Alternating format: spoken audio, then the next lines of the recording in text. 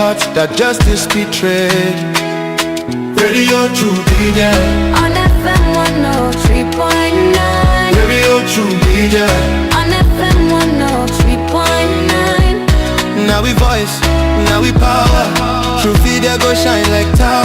We no go fear, we go talk. Even if they know I make we talk. True Media Radio on FM 103.9. Now God we dey Friday, not true we dey preach. Freedom of speech, now that we dey teach. For so long, we go stand tall. Radio True Media, one voice for all. We honor the land, the struggle, the fight. We shine a light in the darkest night, because we believe in hard work and faith to Sierra Leone way. We hold the line, come what may. Them one set we more them, but we go shout. Now the poor man voice we they bring out. Now we alright for know the truth. Now that make we go protect the truth. True big and not to neglect anyone. We are the voice, we are the flame. Truth will rise, they'll know our name. We are the truth and nothing else. Truth they get, we know they play. Now for Salon, we declare the way. Tune in every day to Truth me get radio. 3.9. Truth me get radio. 3.9. Radio True Media. Radio True Media.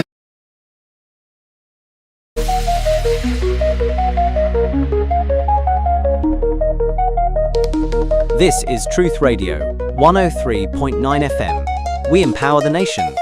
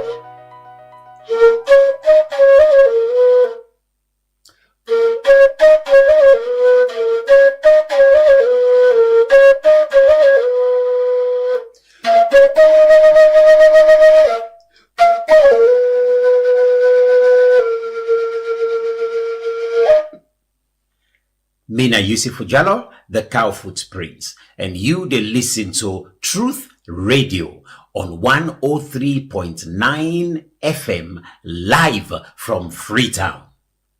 Natu de las.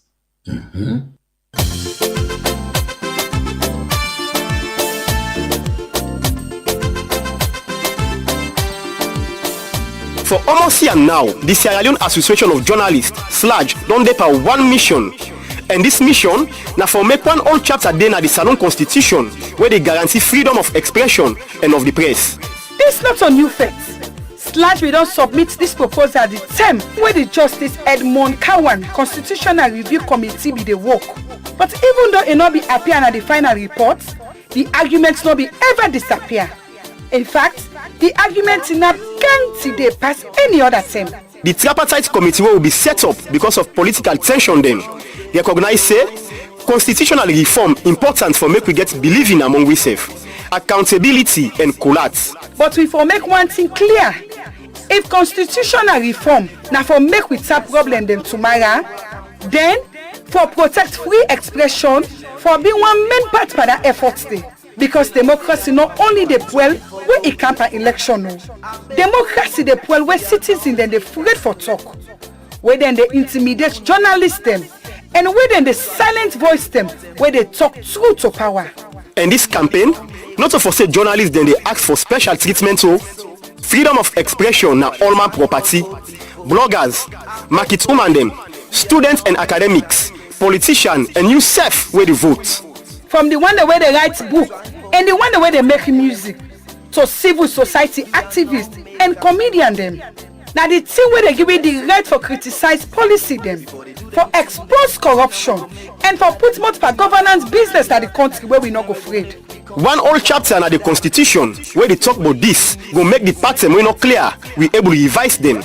It go see the media as something way good for the public. It go protect editorial independence and guarantee access to information. For make am short, this go talk am clear one say free expression not to favor from any government. Now right where people can get. Now the constitution no more able to protect the citizens' rights. Now this make even though for reform policy they fine, it better for make the constitution cover them. This is something where politicians them for support. Because free expression they give strength to una legitimacy. This is something where citizens for support. Because it protect your voice. Now something where civil society for support. Because it give power for all government accountable. If we see yourself, we now go back to the days of repression, the time that will be the afraid, and when them be the set remote them, then now the time this for take action. A stand-alone chapter on freedom of expression and of the press is a right for everyone. Fambulem, Mina Alhaji Manika Kamara, President of the Sierra Leone Association of Journalists. I call on all Sierra Leoneans for joining this campaign now. This message comes to you from the Sierra Leone Association of Journalists / through the media project implemented by BBC Media Action with support from the European Union. We show them thing we go make we kick boom, thing we go make we country go before. Mama yes so, thing we go make we grow.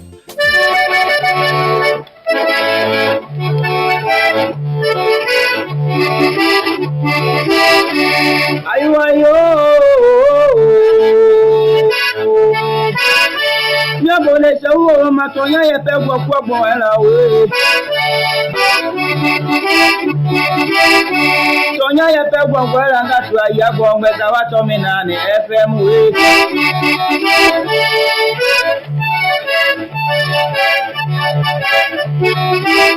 Tonya yepe gwagwo era ngatu ayagwo ngeza watominane FM Tamyanga tu atonya yepe gwagwo era we Nyabuda tonya yemi aloma tonya yele mi amome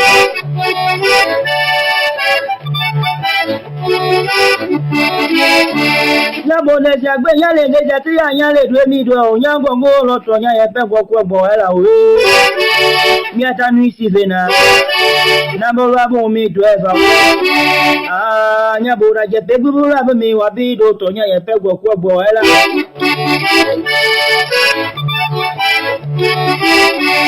Amiaga tole papa goti taloba papa nebe da penegbe nugo ma o ya gbogbe chawa to mi na ni FM ne ma ya mi abede amukeni mo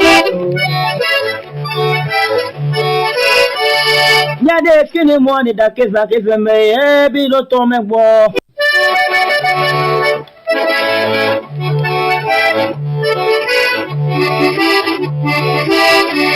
ayo Nyabole sawo matonya yepe gwagwo era we Tonya yepe gwagwo era ngatu ayagwo ngeza watominane FM we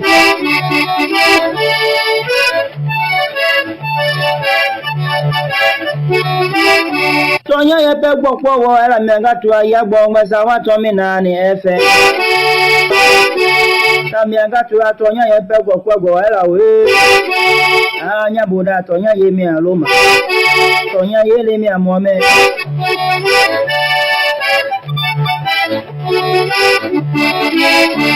Nyabo le jagbe nyale le jati ya nyale dwe mi do nyango ngolo to nya ye pe gwo gbo era o mi ata nu isi vena na bo ra bo mi do eva nya bo ra je pe bu ra bo mi wa bi do to nya ye pe gbo era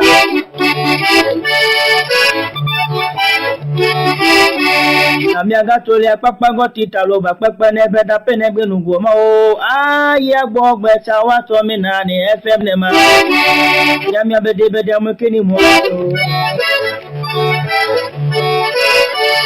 ya de keni mo ni da ke za ke fe me e bi lo to me gbo ta mi aga pinga e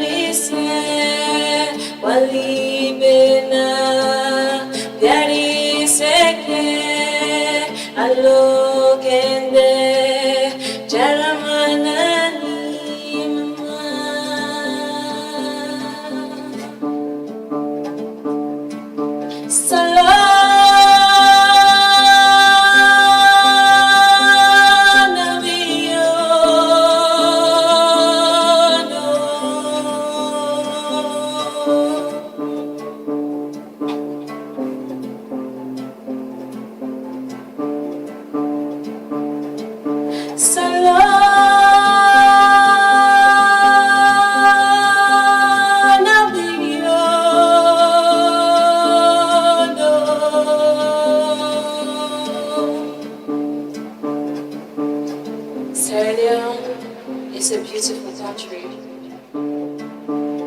It's beautiful people.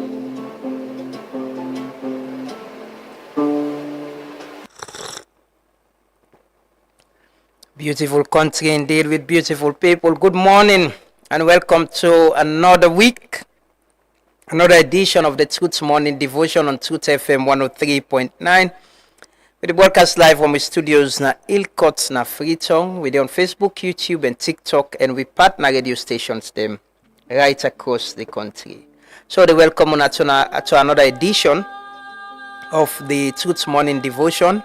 Starting the month of August, we starting the countdown in celebrating 1 year in broadcast, 1 year in publication, 1 year in online streaming and all of that. We are grateful and thankful. We're excited too for see what's in the future hold and how we'll continue to do this work together. It's the third day in the month of August, and we already don't begin with countdown. Looking forward to the 18th of this month. We actually the mark here since we did our first publication. We also start with live program, the Truth Morning Devotion, and we other programs na Truth Media and the first day we show this studio actually. But yeah, it's been hectic, but it's been good, Way they do it in you like and enjoy, and your service to nation and your way of doing things freely and independently. It comes with some feeling, some different feeling, It got your challenges, it's tough. It's been tough. 1 year, I'm not gonna say. Just been here and yeah. But yeah, that's the sacrifice we make. Now the sacrifice we all can make for now the different spaces same all day. And the people who've been around helping us, doing work here, people they kind of morning, people they stay late, the technical team, the production team, my colleagues them, my business partners them as well. It's been trust and confidence and building together. So we appreciate that. Una, where they start in the morning with we every other weekday and stay with we. You've been with us since we started up to this time. We want to appreciate Una and thank Una so much as well. Good morning and welcome. Just want to do a check on with people across the riverine communities, especially some part of Freetown. It rained heavily last night. So much rain that, the president of Gabon is in town. They were cleaning, I see them clean Regent. Yesterday I drive past the road going to the US Embassy. I see them clean. They all don't cut all the grass there. Up this way and there, the traffic, the solar lights, they were not able to fix. They don't fix, put flag, then the Gabon flag and saloon flag. Yeah, welcoming the president of Gabon. We don't rub the makeup and lipstick. Now this part, but I think I see SLR work extra overtime. They were there up to yesterday evening while they return home, and I think SLR need for go up play this morning. Regent, the road going to Takugama, the heavy rain, all the gravel where I've been seeing and don't clear from Saturday to yesterday, all don't come back na street. They pack the plenty, starting from the Regent police station and take go down by Takugama and by the bridge going to Takugama. I think they get for walk this morning back for clear up the road day. We have strangers. We get Woody Maya within a tongue as well. We have strangers. Very busy week for Salon. And today we get the amendment bill going to Parliament again. Over the weekend, our legal friends couldn't all their AGM, a lot of issues. I can say someday one green day in a salon, the things that make it happen, it can tell like na thing where they happen for one whole year. Can just pam, yes, but good morning and welcome. I just want to check on the people in Suzansbeek, Hube, Odokoko, Kanike, people in Potiwa, for people that live in the riverine communities, them. Just want to check on this morning, Funkia as well. Hope una stay safe and nothing happen. And if you live in disaster prone areas, just the advice that when the rains are very, very heavy, you need to move out. You need to find a safer place. And they watch the weather yesterday, and it was saying we expect to get some heavy rains and all that. And we all know now we did to read in a trees, now we did to read in a gutter. The gutter then get blocked, flooding and all that. So stay safe wherever you are and hope you're safe. This morning the rain don't cease. The weather is cold anyway. If you're driving out, especially this early where the place not too clear it, you need to be very careful because a lot of gravel and dirty go there around. But if you know of anything will happen anywhere as well, you can share with me this morning. We go bring unto the attention of the authorities them. Good morning as always. We start the devotion with prayers. We pray for ourselves, we pray for the country, pray for our leaders them. Pray that God make we better people. Pray that God make this place a better place. Join us in prayers as we start the Truth Morning devotion for this week. And starting this month, August, we'll go for celebrate we one here. May God continue for give you the strength, the energy for able to come here. And because for sleep and wake every other time is a blessing. We need to be grateful. We need to be thankful. Let's start the morning with prayers. اللهم صل على محمد وعلى آل محمد كما صليت على إبراهيم وعلى آل إبراهيم إنك حميد مجيد وبارك على محمد وعلى آل محمد كما باركت على إبراهيم وعلى آل إبراهيم في العالمين إنك حميد مجيد اللهم بارك لنا فيما أعطيت اللهم بارك لنا فيما أعطيت وأعنا على ذكرك وشكرك وحسن عبادتك يا مقلب القلوب ثبت قلوبنا على دينك يا مقلب القلوب ثبت قلوبنا على دينك ربنا لا تؤاخذنا إن نسينا أو أخطأنا ربنا ولا تحمل علينا إصرا كما حملته على الذين من قبلنا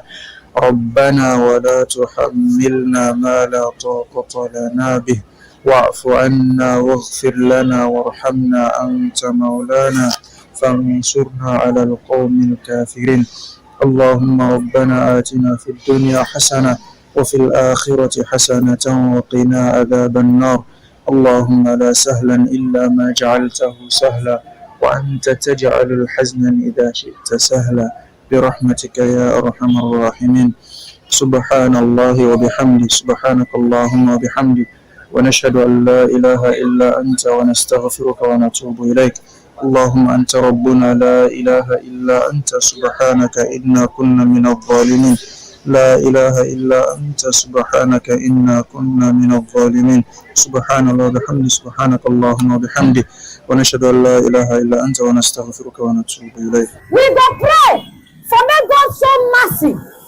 over the nation, over the country. Let God show Him mercy.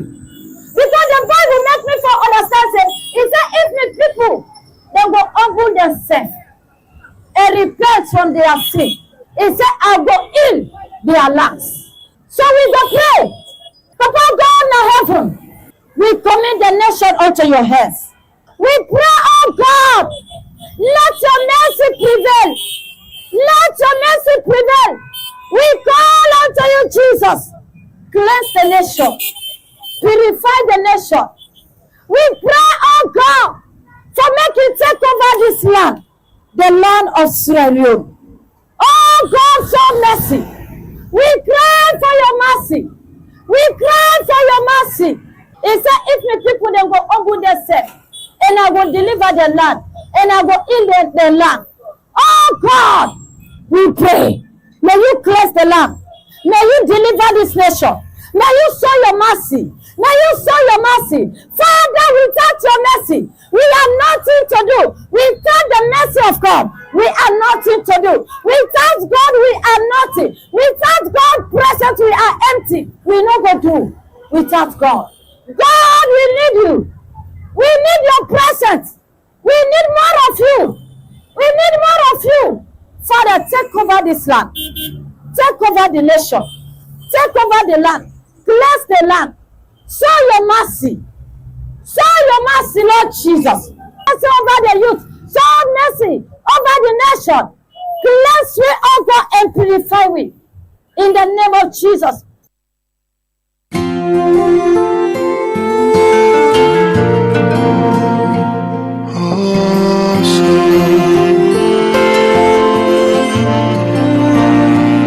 We done the cry for so long. Papa do ya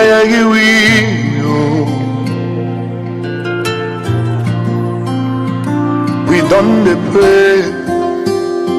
So today, the time don't come for make you answer. We tire for past being do. Papa do ya sorry for it. Because we sense the nonsense if we not get you presence. And if we been get drunk, we for don't fit for ourselves. But we not able, now you capable for pulu ipandi skulala.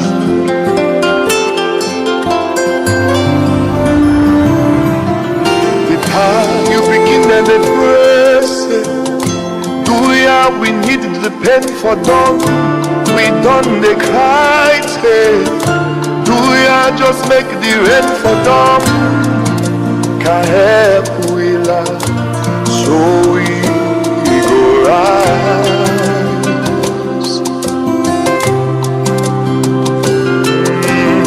Let we not suffer for the one them where they dwell the country with their hand.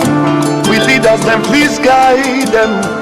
Make them do good things from make we stand for the land where we love, we sweet alone.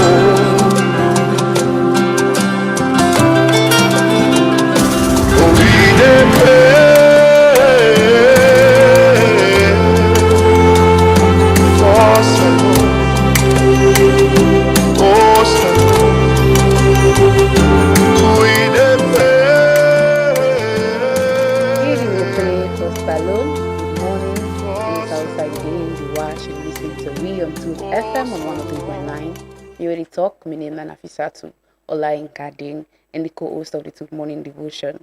You know, it's a new day, it's a new week, and it's a new month. And me very excited as, you know, Truth Media, they celebrate 1 year anniversary this month. We want to say plenty thank you and continue to tell thank you to all the one that we don't support. But first the way, you know, we was Mr. Amadou Lamranaba. We also want to tell and thank you because, you know, it's almost a year now. Every day, getting up 6:30, so, you know, they talk about issues, interview people, bring discussion to people, them, you know, make people understand about issues the way they go on, raise awareness, raise the alarm, you know, with this symbol of truth for talk to, you know, easy for talk to go. It's almost a year now, and we know say, you know, we get to go past this, and we go continue for do what we do. You know, I remember at the time the way we just full with first publication with one of the stories them we not to court or not to court. Then we went on to that LGBTQ story, where that story, they, you know, it raised a lot of, you know, eyebrows. People they talk, oh, so the LGBTQ community, they exist, this amount, this number. Also, I want to pull data, I want to manage, interview the people, them, you know, a lot of things, them.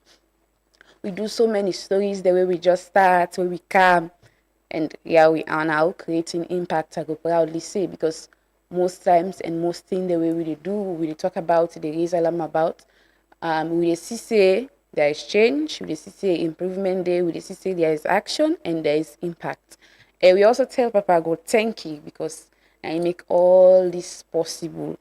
We want to say plenty thank you to una all again and everybody where they contribute to the progress of Truth Media. I heard my boss really talk just a while ago about the my boss said I left for Columbus. Okay, I heard Mr. Babi they talk about, you know, the visit of the Gabonese president.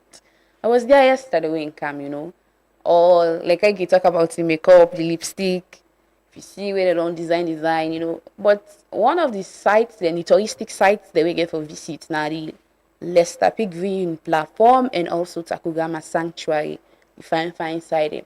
You know, where stranger can come, most of we now the fine side there no more one for sure, and the clean side there, we no one for sure the other side there. If we acknowledge say yes, we no one for sure the other side there. Why not make the other side then better? Why not make the other side then, you know, fine for make strangers see there? But it's either we cover up or we just put on the makeup, the lipstick, and move on to the next one. There is so many things that we get for happen today as today we get for go. From State House, when come out State House, and get for sign joint communicating between the two ministers of foreign affairs of Salone and Gabon. From there, the two heads of state then go get a tete-a-tete conversation, sign MOUs. The minister yesterday say this is a good thing for Salone because it shows that Salone are exposed to the continent. Salone are exposed to the sub-region, West Africa, to Africa. I say Salone are exposed to the world as well because if you know the president of Gabon, the can talk, and we get a lot of things in common. You see the flag, it's blue, green, yellow, whilst we are blue, white, and green, and so many other things. Then also in a country back within Central Africa, to tropical climate, you get things in common. And they say they get for talk about a lot of things regards to trade, you know, agriculture, and plenty other things they wouldn't get for talk about today. Well, that's that. But I'm glad again, as I say, we 1 year this August. And yeah, I want to say congratulations to Truth Media in advance. I know say una safe, congratulations to we. So una too we on there with we, for this past 1 year always in the comment section they interact. Even sometimes before we appear on the screen, una don't they talk, una don't they greet una safe, una ready for listen to the truth tellers them and to the last. We can take we national anthem in pledge as we can always do as civic duty. I go come back for do the roll call this morning. I know say my student then go down greet. I can call the register and ring the bell. We go take the national anthem in pledge now. We exalt thee when our next lead. Great is the love we have for thee. Family united, ever we stand, singing like we're on native land. We raise up hearts and our voices on high, that hills and the valleys we echo our cry. Blessing and peace be ever and home, land that we love and Sierra Leone. I pledge my love and loyalties, my country Sierra Leone. I vow to serve and faithfully at all times. I promise to defend honor and good name. Always work for our unity, His freedom and prosperity. And put our angels above all else. So let me go. So let me go.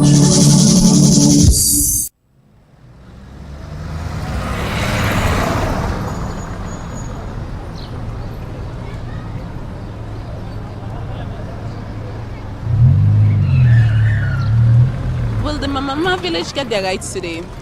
3 youth leaders are still in prison since the protest against the bulldozer company.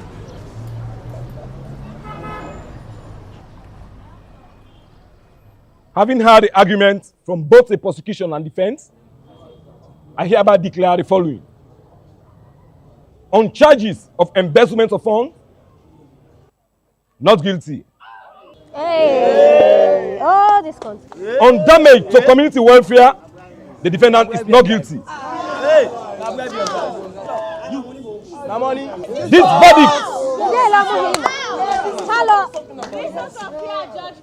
This verdict is subject to no appeal.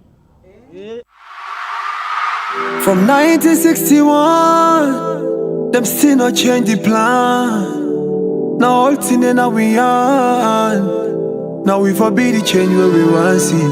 From 1961, with all the dreams and no plans. Now we understand. Say, now we forbid the change where we want see. Give we road for come true. Now we running out of time. No they wait for 1, 2. Every other day they get plan B. Red and green promises when no they ever come true. Gay na utoni wa mulala. Gigi na upima we mojala. Now we mini result Alex and Asada. And we the youths and don't understand the matter. I know you not go believe, say. So many good things there for we all. We are not say no to you business. This time we the younger them for involved. So make we count 1 time. Left the book talk and all the bad arts behind. So make we count 1 time. Show them say now we God don't send it. We dey run out of time, so make up your mind. Now we forbid the change when we want see. Salon now we all get we roll. Now we forbid the change when we want see. If we not let it flow, the waiting they go. Now we forbid the change when we want see. Salon now we all get we roll. Now we forbid the change when we want see. Oh wow, if you know how in the pain. Say somehow, all these years has been the same. And for mommy no focus on the truth. This from the depth of the heart of a youth. Body move tongue, this not time we do the right thing. Cause everything there up to you. Let we left for fets we serve. For Monday we know the fets for we serve. If we only plan now for one go neighbor us for trust. Now we get for pay the debts for we serve. We boku minerals and we for better where we sell them. Now we for build the road and we for make sure we not well am. Grab what you compy make you tell them. If we want forget we freedom. Now me and you go get for B Mandela. B Mandela for salon. Not to region or party. This country now all my own. Not to family property. We go 2 steps forward. We can 10 steps back. Salon for be paradise. Not to pass we go na dirty. Okay, you go fix the road. Me go fix the light. Other man go plant the rest. Fen water. Now we fix the pipe. Build the hose. So we not go on the side for sleep tonight. I progress like this so make the red and the green unite. So make we count one time. Left the buck could talk and all the bad that's bien. So make we count one time. Show them say now we. So don't send me really young one then. As soon as see you and they say get Gen Z movement. Other young people them never care about saloons. Now we got don't say as soon as see young people them they always talk about the running out of time salon. So make we focus on the country, make we care about policies, make we care about laws, we care about documents, communiques, we care about everything as young people. It's not just that generation we want for the school, no more always online, that generation we were always then at social media, but that generation where they ask questions, that generation we keen for knowing they happen around and surrounding our country. This morning we can do the roll call as always. A snappy roll call. The first person on my list today na Prefect Grace. Good morning to you, Grace Morisori. Good morning. Good morning to you, Lambo Richie. Good morning to you, Dauda Tarawali. Peter Beckley Senior. Good morning. Good morning to you. Good morning to you, Aruna Kone, Master T, and to you, Maliki Dabo and Mustafa Jane. Good morning to you. Good morning to you, Creo Bobo, Suma Abdullahi, Jesus Simbobo, Osam Conte. Good morning. Good morning to you, Usman Abdul Kanu. Good morning to you, Dauda Tarawali, Juliet Bayatila, and Amanatu Sanusi. Good morning to una all. Good morning to you, Abubakar Conte, Miss B. Good morning to you, Gabriel Indolo Lebi. Good morning to you, Sise Muhammad. Good morning to you, Fode Sori Mansaye. And John Gordon, good morning to you. Good morning to you, Saidu Lahed Mansaye. Good morning to you, Desmond Smith. Moigula Alfred, Albert Lansana. Good morning to you. Good morning to you, Edwina John. So now all, good morning, Chief Amadou. Good morning to you, Mosdi. Good morning, good morning, good morning. So now all waiting at the comment section. So everybody, Shiba Concepts, the brand. A very good morning to you. Good morning to you, Bumisera Thompson Motte, and to you, Frederica Crispina Johnson. Good morning, Kosna Bayo. Good morning to una all where they always take una time. Magdalene Massa Boyma. Good morning to you. You know, every other morning on Adina I ask in the comment section. Just like I can say before you even appear on the screen, when I don't they interact, na the comment section, the greet. When I want for listen to truth tellers, and we will continue for tell the truth. You know, we get one public service announcement who always don't be the run now. So, and just a while ago, I better talk about Impact, the railway line story, that bridge, and now SLRA don't close the road. We get a new report about that one, the way Andrew Chopele put together again, and we go see the improvements we don't happen based on what we don't say every day for make actions be taken. And we hope say this go continue. You know, go tap piano no more, but then go continue for say then do better thing for we all. We go take the reports now. The Salon Roads Authority been pull one notice na do when I for inform the public say then they lock the railway line bridge. Women say motorcar, keke, and Okada no go able for use this bridge. So the authorities they able for fix this bridge. SLRA been talk that this notice say they reach this decision after we some master sabi people them be go inspect this bridge for know the condition where the bridge dey. SLRA also be mentioned say then take this decision because they want for protect lives and property, as the authority be mentioned say the bridge don't damage bad one, and then afraid say If motorcar, keke, and okada then continue for use this bridge, disaster go happen. This railway line bridge don dey from colonial time, and it don dey help for reduce traffic around the St. John and Brookfields area, and the concern wey plenty people dey raise na how long this bridge go lock for, as SLRA no be mention any specific term wey dem go take for able for make this bridge and begin for allow the public for use this bridge, as traffic go get for there around the St. John and Brookfields area, while this bridge no go be accessible by the public. For some time now, major bridge dem across Freetown don dey na some state wey if people then continue for use am, problem go happen at dem communities dem dey. The bridge na Newcastle State sef don spoil for over 2 years now, and authorities dem bin don lock this same bridge for some time now, and dem still no able for fix am yet from the time wey dem bin block am. The big question now na how long authorities dem go take before dem able for make this bridge and open am back to the public, as this bridge dey help for reduce traffic and ease movement around St. John and the Brookfields community. For Truth Media, Mina Andrew Chopele. Thank you to Andrew Chopele for that report. Andrew don't follow that bridge business day from here. We are there now. We don't go that side. I really talk about Master Sabi people and go inspect the bridge. Maybe not a Master Sabi person. Me, I don't do for man. No say this a trouble. For I know say this a death trap. For I know say this the pillar they under cement or eat away. But as well, there are technicalities we go involved. We Master Sabi people will know and use for come to again to the conclusion. But that one day we always see that bridge. They say that bridge they better, and it's just that someone now, it's dangerous. They get for watch about at the same time how fast they will try for turn to the bridge again for make there is traffic, people away they ply out they for make for pass the smooth and people don't go about them business as well, because as they say at the reports they not talk who stand and go open the bridge, just be sign them away. They don't say we don't call lock the boom, then forget about it, then push go to the next page. No, not something where then for actually walk on and say, hey, we safe. If we take on something, we start something, we get for donor. We commend the SLRSA and all the other authorities the way they put, and for make it be like I be. So they can't take una care gonna go Falaba, get a report about destruction of plantations in Falaba. After that, they will come back and take another story. When I don't see the rest of the way When I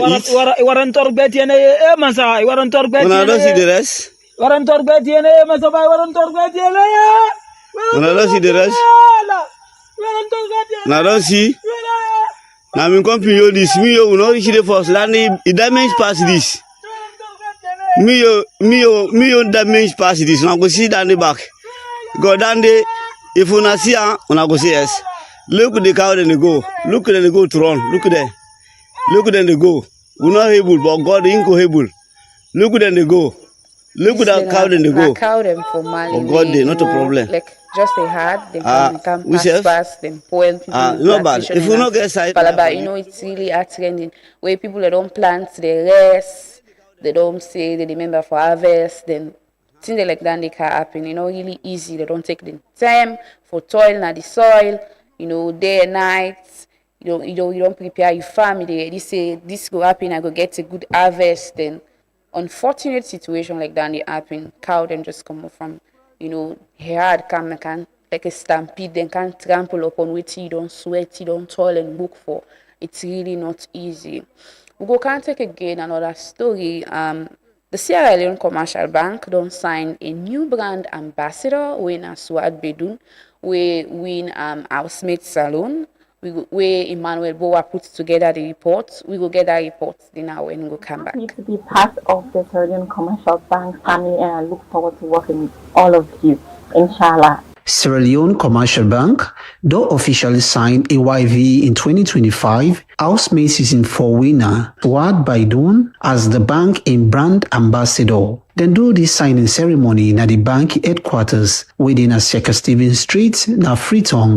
During the signing, Swat Toksei, him feel fulfilled and gratified, and this means to him a lot as a celebrity where the camp contributes meaningfully to the bank and supports public trust. It feels really good, I can't lie, because everybody wants to sign a deal these days, and I just signed one, so I feel good. At the same time, I'm proud of myself because I've come a long way.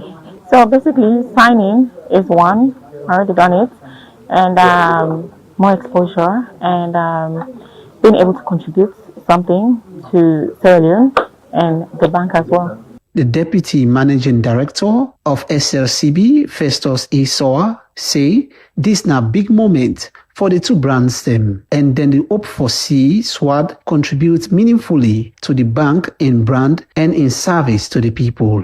On behalf of the board, the management, and all of us at Sierra Leone Commercial Bank, you're heartily welcome, and we are confident that you'll bring to us what we need to continue to serve the people of Sierra Leone. That is to give them world-class service in whatever we do, either in the products we offer to them or in the service we deliver to them. We believe this union is very powerful in that your brand will help us to deepen trust and relationship. We want the people out there to see us for who we truly are, not the perception. We're not an old-fashioned institution. You can see we're very young, innovative, creative, and hungry people who are here to continue the legacy of those before us, to serve this bank diligently and by design the people of Sierra Leone.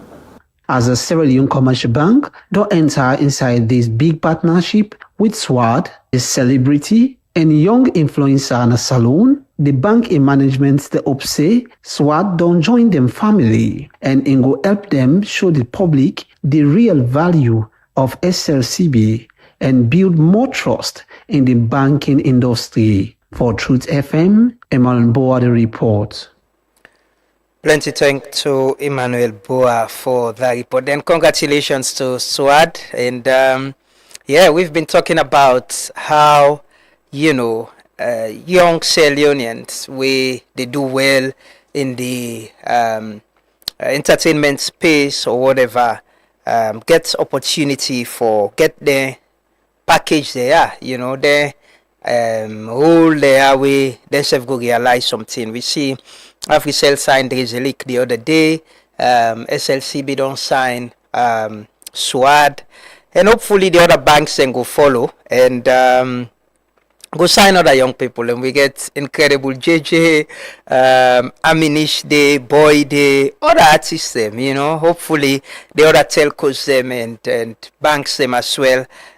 Go use we on stars them, we on young people them, we don't stand out in society in different ways for let them serve as brand ambassadors and people that we go influence them businesses. Congratulations to them and thanks to SLCB for doing that, looking at the Sierra Leonean and finally they see salon people and face and the billboard then the advertising them and all of that.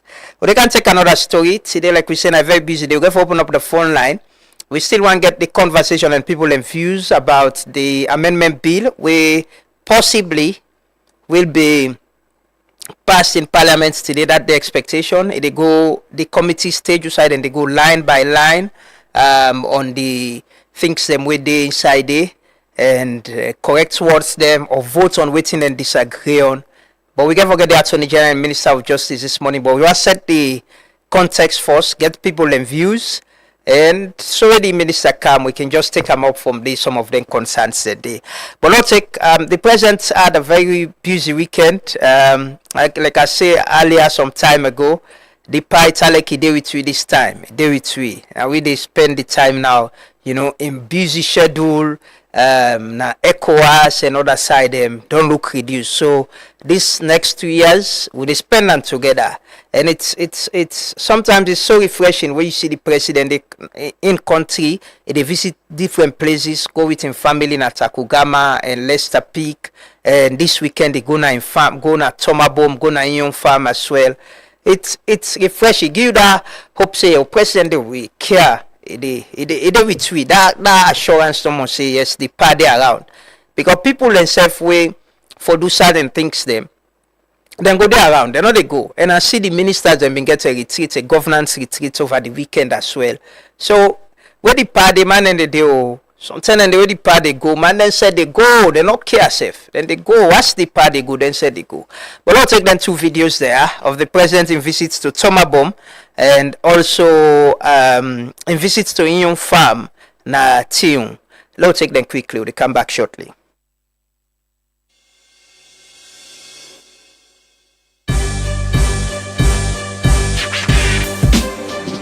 Somebody be ask me, say yes sir, you be say feed salon. Feed salon not to one day, feed salon not to one person. That one they are in a private sector, na money, na in the friend. Who be say we they can't make rest, me not be no say we go forget this kind of Canada more. Because me self not do agriculture.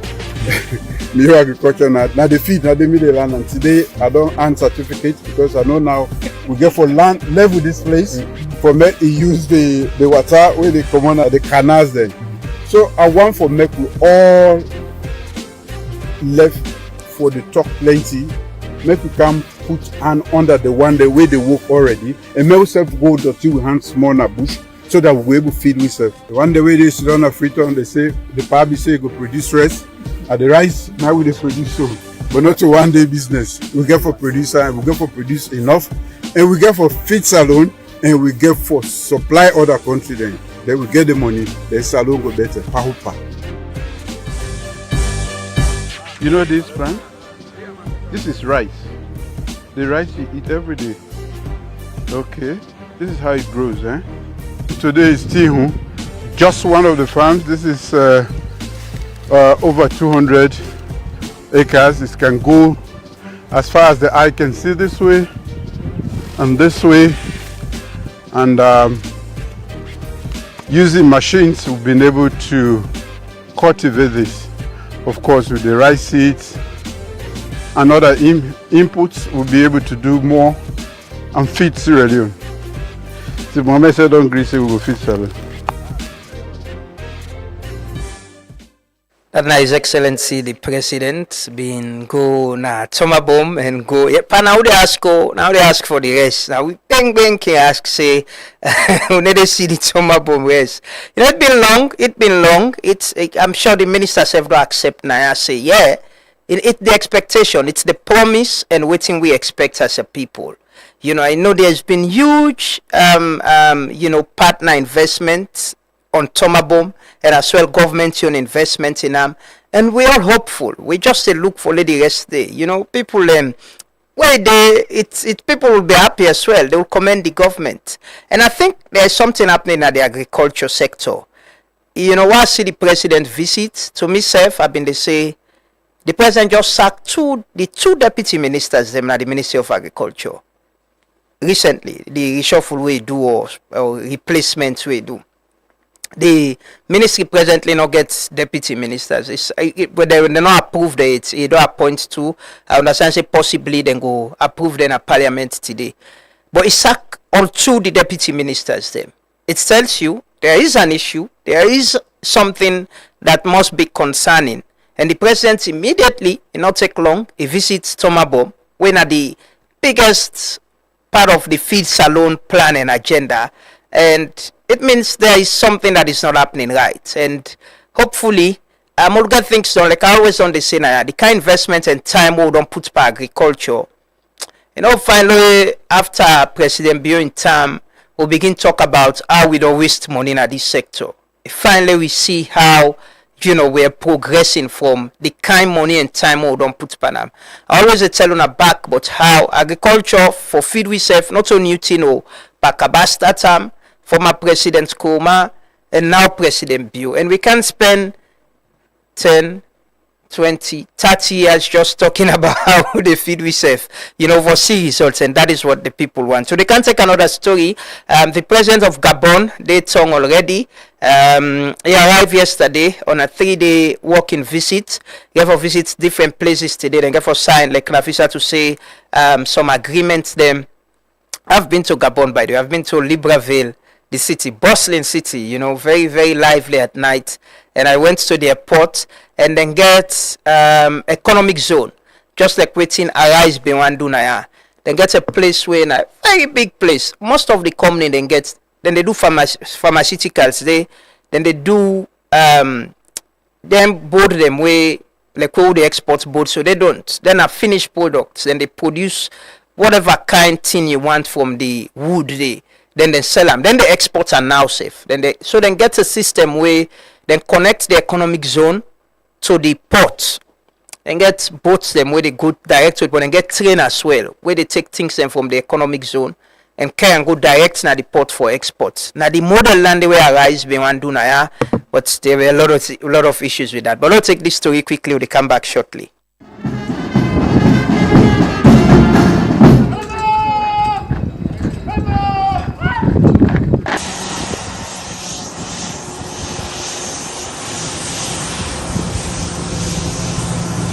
Salondo received His Excellency Brice Oligui Nguema of the Gabonese Republic and in delegation at the Freetown International Airport in Salungi. This na the President in first visit to Salone, and this bilateral visit go on from Tuesday, August 2nd to the 4th August 2026. His Excellency the Vice President of Salone, Dr. Mohamed Julde Diallo, being received the Gabonese President together with the First Lady of Gabon as they touched down at the airport.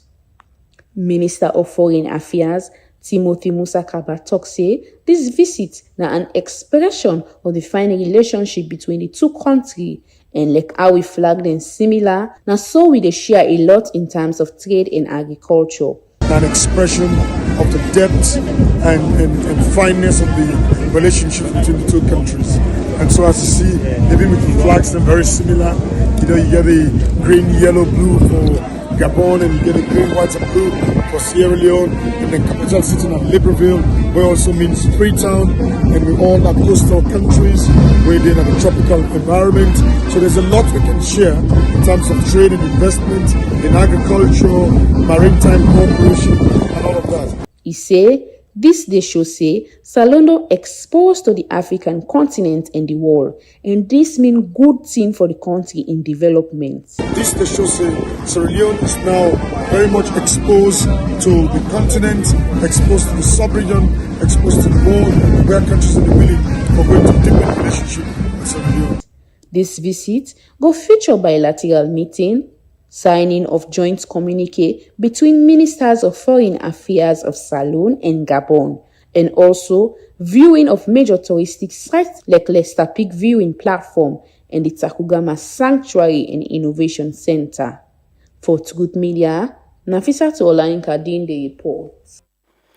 Well, we get strangers, so she can always say we're not lively people and we're not very hospitable people.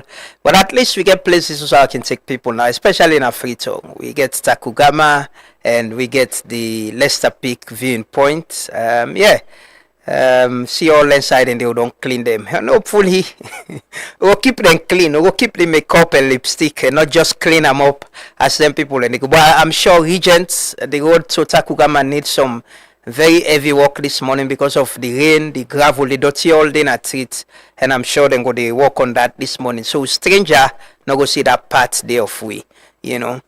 Unfortunately, we learn friends them over the weekend not be able to get the AGM, the annual general meeting. We usai them for go discuss issues about the association and subsequently on the other day get the election. Police been barricade the place. Remember, we had an interview here with Commander Live, the PRO, a very good friend. We don't resign and left the association, and he accused the government of, you know, interfering in their affairs and also orders from above. Well, I'll take this report where my colleague Andrew Chupele we've been put together. We're going to talk about waiting the apple shortly. AGM today, and we have been informed that there is an order from above that we should not access the hall. What is good for the goose is good for the gander. If you want Martina at all costs, If this is what you want, Mr. Government, I am not.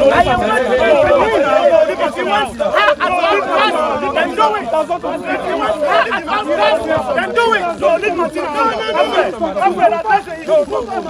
This is from Zuma. We are here.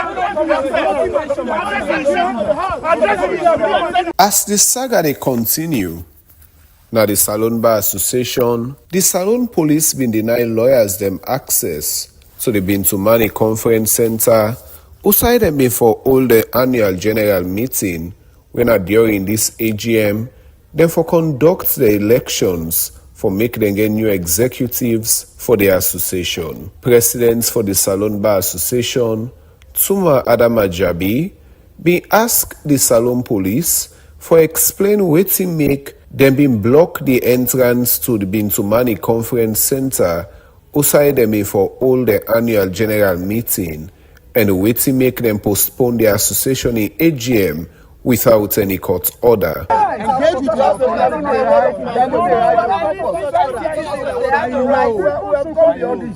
to make it easy. Just by word of mouth. They are not foul. They are open. Sorry. But can you allow this to come in?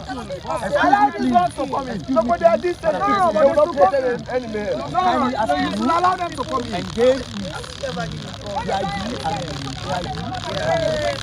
they are up there. They are not foul. So can you allow the journalists? We will engage, but allow these lawyers to come in. Okay, please.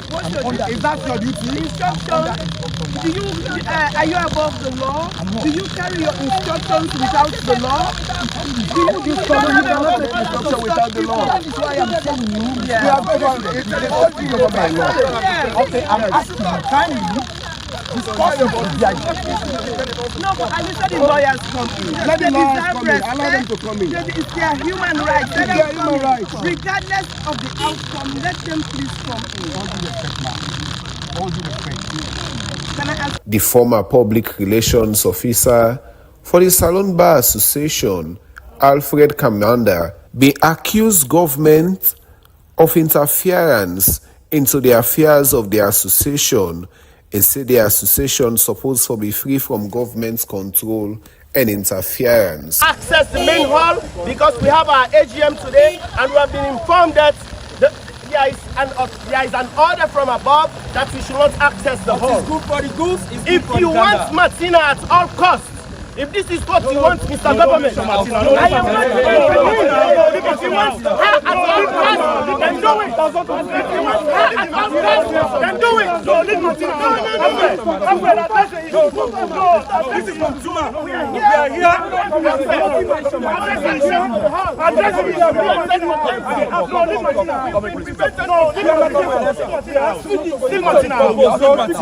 Prevented from entering, and this is completely wrong. This is completely wrong. This is from Tuma. We have organized this event, and we want to have access. We want access.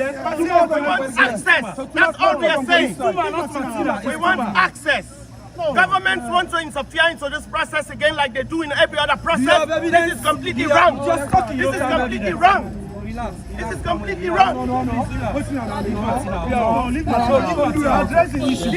The regional commander for Freetown West, AIG Sylvester Kuruma, we been come for talk to lawyers them we been there around the venue outside the events for happen been tell lawyers and say the Salon Police get orders from above and him be also ask lawyers them for gonna us as he been say the AGM no gets for all.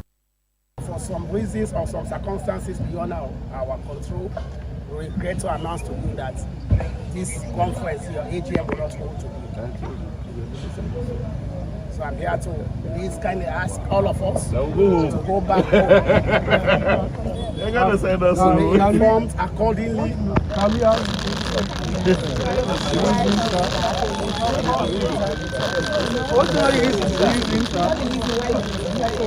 Unfortunately, I will not tell you the reason other than the fact that for security.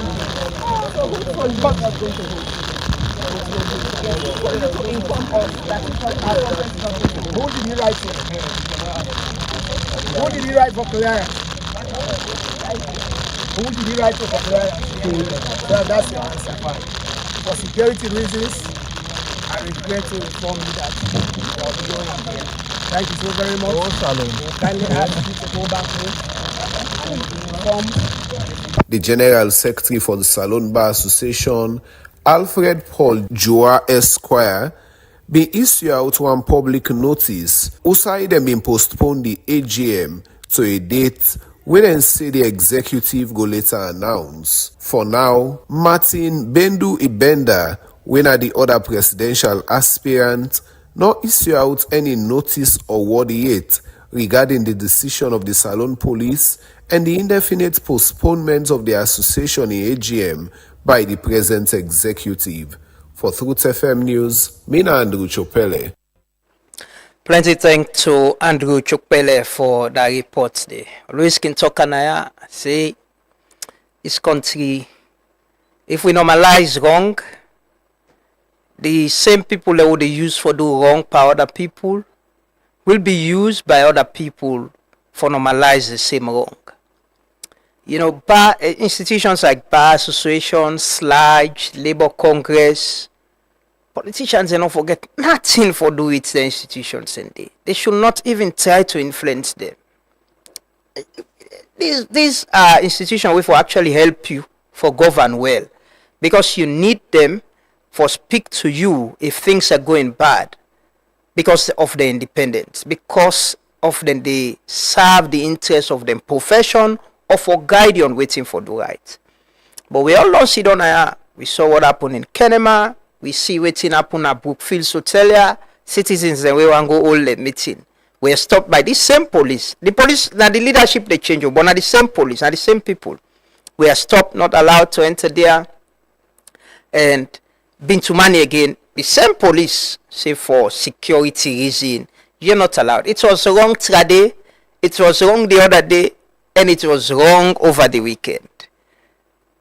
And you know, when it's happening, you get certain people already celebrate that it's happening to a set of people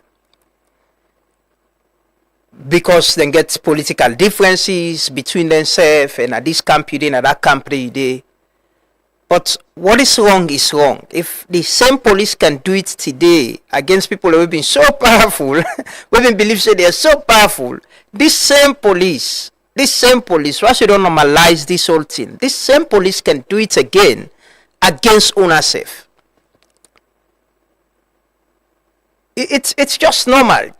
Watch the trend of waiting on the happen. People were planning to go to Kenema for go vote, commodity and chaos. People in the way then spray pepper spray pad and get for run commodity, spending time for travel go up and then your association. Just because of politics, it went there. You know, and fine.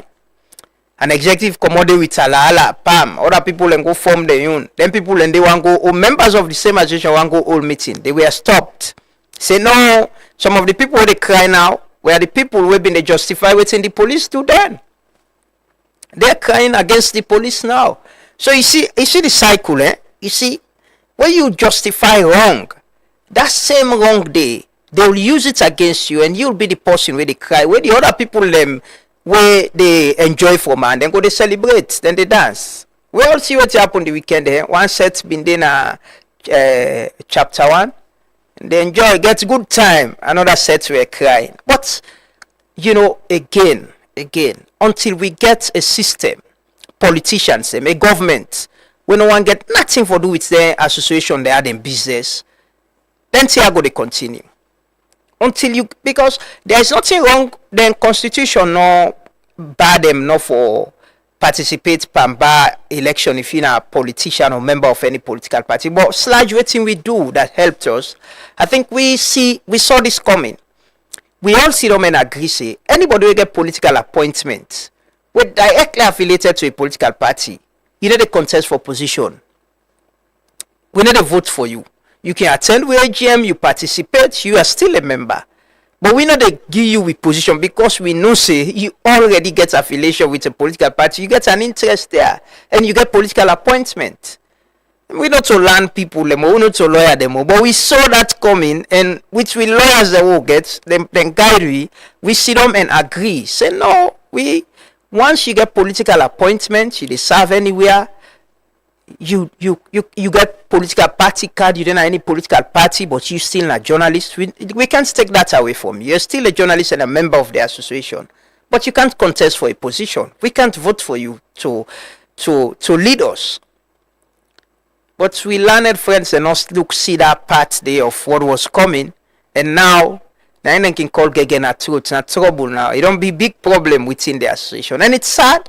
It's sad to a point that you'd expect forget a bar association, we're independent, very credible, and an institution where at a time like this, or they get conversation about constitutional amendment and a lot of things them, go able guide the public and even with lawmakers them and government on waiting right.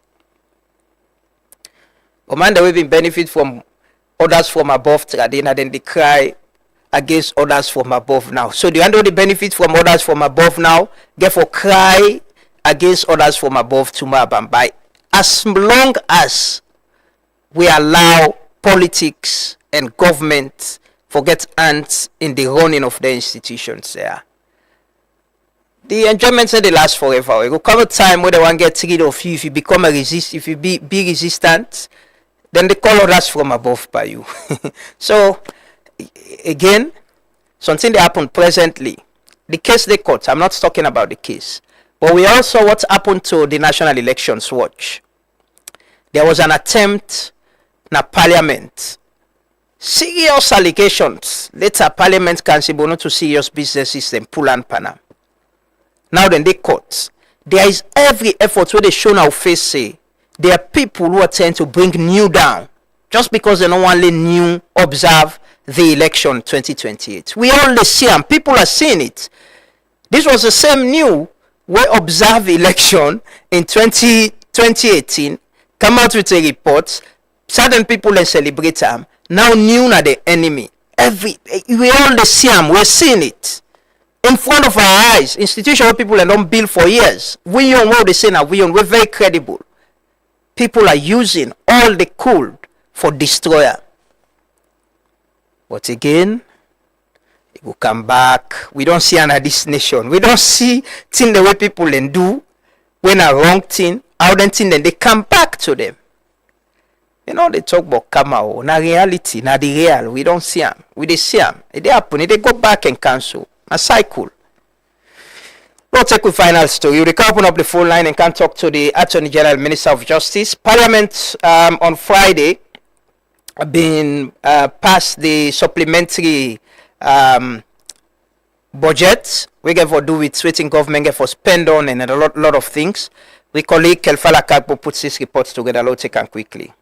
Parliament don review and approve the Supplementary Appropriation Act 2026, being an act wey dey for the provisions of services na salon in the year 2026. The key focus of the act na for improve domestic revenue mobilization with the National Revenue Authority (NRA) generating the highest revenue. The act provide for increase in the budget of the Office of the Chief Minister to 74%, while reduction dey for education, health and agriculture. This year, the act provide for 30 billion loans for run all government activities, with NRA expected for raise 22 billion loans, when at 85% for raise the money. NRA get revenue streams as goods and services tax GST responsible for 15%, but NRA get shortfall as they not be able achieve the budget ceiling. Chairman of the Parliamentary Committee on Finance, Honorable Christopher Kekura Vandi, say he blame NRA for the shortfall, as in say in committee go summon the authority for answer why they get the shortfall. And last week, we wanted to meet with NRA to tell us why they did not perform to expectation. But we will still do it in our report. You will see it there. I'm just giving you a summary. Mr. Speaker, honorable member, the GST falls short by 13%. Mr. Speaker, honorable member, in fact, this is the most deplorable information I'm giving to you, honorable members. NRA itself is responsible for the decline in the GST. Because there are business houses, very big business houses. When you go there, they do not have GST machines. Despite government buy 10,000 electronic machines, the leader of government business, Honorable Matthew Sanyuma, described NRA as mess where it campaign GST collection as she accused them of lack of monitoring and said fraud between business people and then customers them. NRA is not performing on a GST. They are not. They are just rebel rouser in terms of revenue collection. They are rebel rouser. Yes, they are. I have no regrets in saying it. NRA is a complete mess in terms of GST. Let me tell Mr. Minister, we know the act very well. Yeah, there will be a time movement most will go after NRA. First, I can understand his frustration. He said in this document, I'm not going to bother to read, 10,000 electronic cash machines. 10,000. And he said GST is underperforming.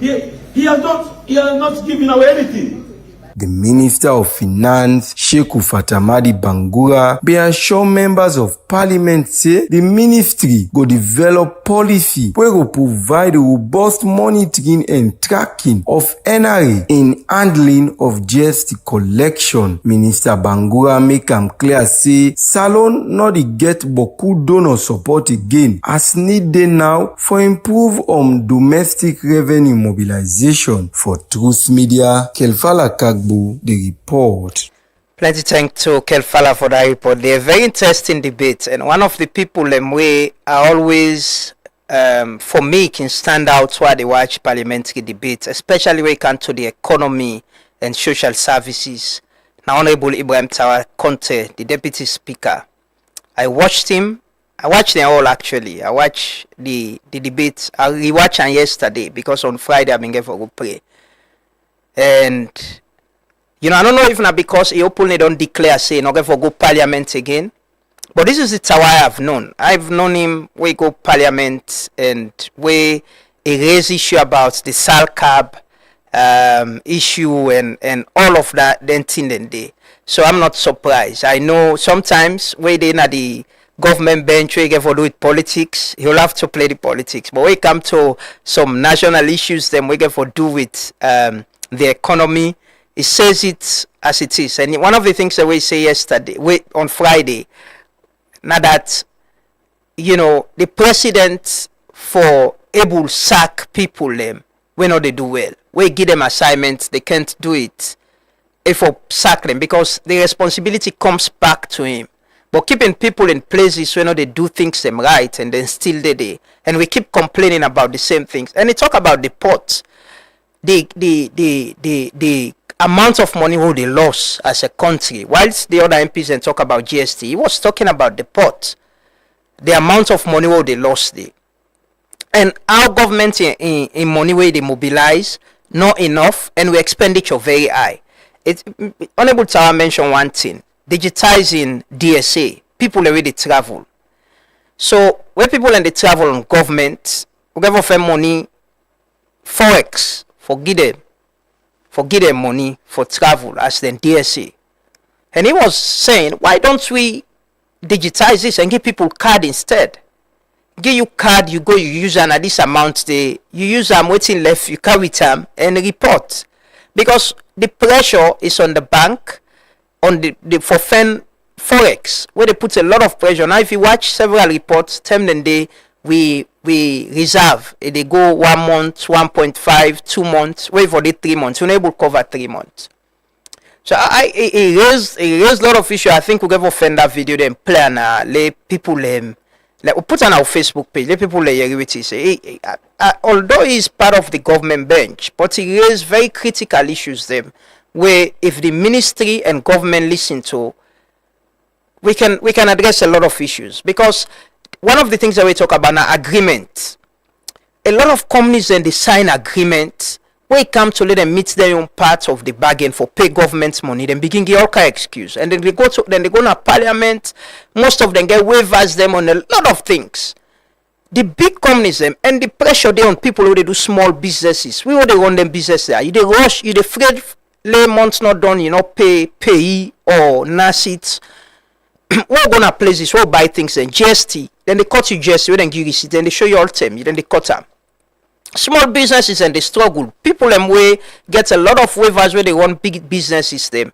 For let them pay, waiting them for pay to government back na problem. And people where they run small businesses are always struggling. You the fed for they not can shut you down because you not pay, you not pay this tax, you not pay that tax. Whilst people and they enjoy, then the benefits not so then no more the money they round. You know? Anyway, the minute the Attorney General Minister of Justice there, they can't talk to him. Would they take calls? Would they take few calls while the minister they join we? You can call and tell me what you want for C now the amendment bill. Would they take 5 calls? Then we start the conversation with the minister. 078193193. We just want to set the context and the agenda. Forget people and views as to the conversation who they can get. You can call and tell we what you think about the amendment bill and what you they expect for C after today where it go the committee stage, and the expectation is that it will be passed and become law. As a sale union, what you think? You think say we views them reflecting the amendment bill, or what you think say need for day inside day, or what do you think about the proposal the way they inside day? It's 078193193 or 239. We get to the very first caller. Good morning, name and inside the call from, please. Hello, good morning. Hello, good morning. Okay, I think we get issue with that call. 078193193. You can call and tell we what you think about the amendment bill, and as a citizen, what they expect for C for members of parliament today, and what do you think about? I know the first past the post are the most and the PR system. Good morning. Yeah, good morning, Mr. Lamrana. Can you speak a little bit louder? You name and inside the call from. Me they call from the Paywater, Umar. Me want let them go for the first past the post. Why? Because it they give you direct representation. Okay. Okay, Umar, thank you so much from the Paywater. Would they take 4 more calls? Would they take 5 calls, like I said, then they can join the minister, the Attorney General Minister of Justice within our studio with we already. We get for left from Ali as well because he get for prepare for go parliament. Good morning, name and inside the call from, please. Good morning, Lamrana. Koka the call from Bo. Yes, Mr. Koka. Yeah, thank you so much, my brother. Now this bill, this morning, they bring this issue where IMF want for men government with the subsidy where government they always. No, Koka, we don't actually talk about the subsidy because they're not debating that. We talk about the amendment bill, itself. If you get any comments or what you expect from members of parliament. Okay, well, the amendment bill we still the push for this PR, but 2 things where I've been said the other day. Now that the need for reduce the threshold, we go give opportunity for smaller parties for make them way. So parliament said will get diverse view. Then they also need for make them get an open list system. Open list system are the thing that the way let the community then choose their own person where they want for make it lead them. Okay. Ramana, this is something very, very much important. Because there are times they say that they go first at the constituency inside the person day, then they can regional, then come again, then go national. Now the constituency they find out somebody they when in the people they want, where it go win at that level. But once he can regional, money can inside. He go national, money can inside. So that person we don't win initially. He will turn off for win. Please. Okay. In as much that way the PR fine, it unify, it reduce so much of expenditure from government. Now that 2 things that when we still say may they go for take note of. Thank you so much. Thank you so much. We take 3 more calls, and they can get the minister. 078193193 or 239. You can call with short code and tell me what you think about the amendment bill. Good morning, name and decide the call from, please. Yeah, Alaji Musa, the call from Waterloo. Yes, Alaji. Salaam alaikum. What's in your position on the amendment bill? Well, for me, the first thing I want, although what we're talking about, I don't know if you get any impact figure for create But for me, what I want, let them concentrate on the supreme executive powers of the president. Okay. Because for me, the whole bedrock of the problems of Sierra Leone, the president, the power, the two partners, is more than the immediate king. Okay. In power too much. So if they solve that one day, all the other problems is solved. Okay. Thank you so much. So, thank you so much. We take two more calls, and we can get the minister this morning. Two more calls. 0782193 call and tell me as a citizen what you think about the amendment bill and what you expect. Good morning, I'm inside the call from. Yeah, good morning, Trades Media. I mean, Gerard Fede had a call from Moyamba. Yes, from Moyamba. Well, maybe the question we get from the Attorney General when the thing be gonna the pre-launch, they ask citizens for make them make their opinion, make their view on the concern of bill. How actually then position papers that get to be reflected in that document. That is our concern. Okay, thank you. I get your point. How much the position papers or the opinion, the way people make on the bill could be reflective in the debate. We take one final call, then we get the minister. 078193193. You can call and tell me what you think as a citizen on the amendment bill. We get the final call. Good morning, name and the call from, please. Yeah, good morning, Lama. This is Salu Aleko from Boma. From Kenima, Boma section. Okay, from Kenema. Thanks for calling this morning. A long time, my brother. A long time, I don't keep on police that they try to get. I don't know today. I get locked so much. Yeah, today you get lucky. You get lucky. Yeah. So, but what do you think about the amendment? What you will see on Friday about the bar association. This is a big shame to this government. Now a big disgrace because if we don't see we say like a blatant interference that happen. When the bar association not go spend so money for can host the AGM, police from nowhere just say with a stopper with a no court order. It's a big slap on this government. The interference too much. Of course, what if that the interference with them, but it's somewhat civilized because they allow the AGM go on and they want to issue up no more. But this was too blatant. They're a big shame. Thank you so much. I think I asked about the amendment bill, but you're talking about the bar. So, but it's okay. You don't tell me one call, so I allow you for do that. But you, as a citizen, you get anything on the amendment bill? Okay, the call long go. But yeah, we go in the call yanda. I know maybe in between, if time permits, we might be joining people for get a view. The minister there. Good morning. The man of the moment, the man with the lead the process of amending the constitution, and also this is not something that happen so often. So I got the pleasure this morning for welcoming at the studio the Attorney General, Minister of Justice, Alpha Cisse. Good morning. Good morning, good morning, Lamwana. Of course, good morning to the Truth Media team, and good morning to the people of Salone. Thanks for joining us this morning, and it is a pleasure having you. But before we can talk about the amendment bill quickly, we just got a call away. We calls them about the bar situation. You know, waiting happen over the weekend. You know the out in the column.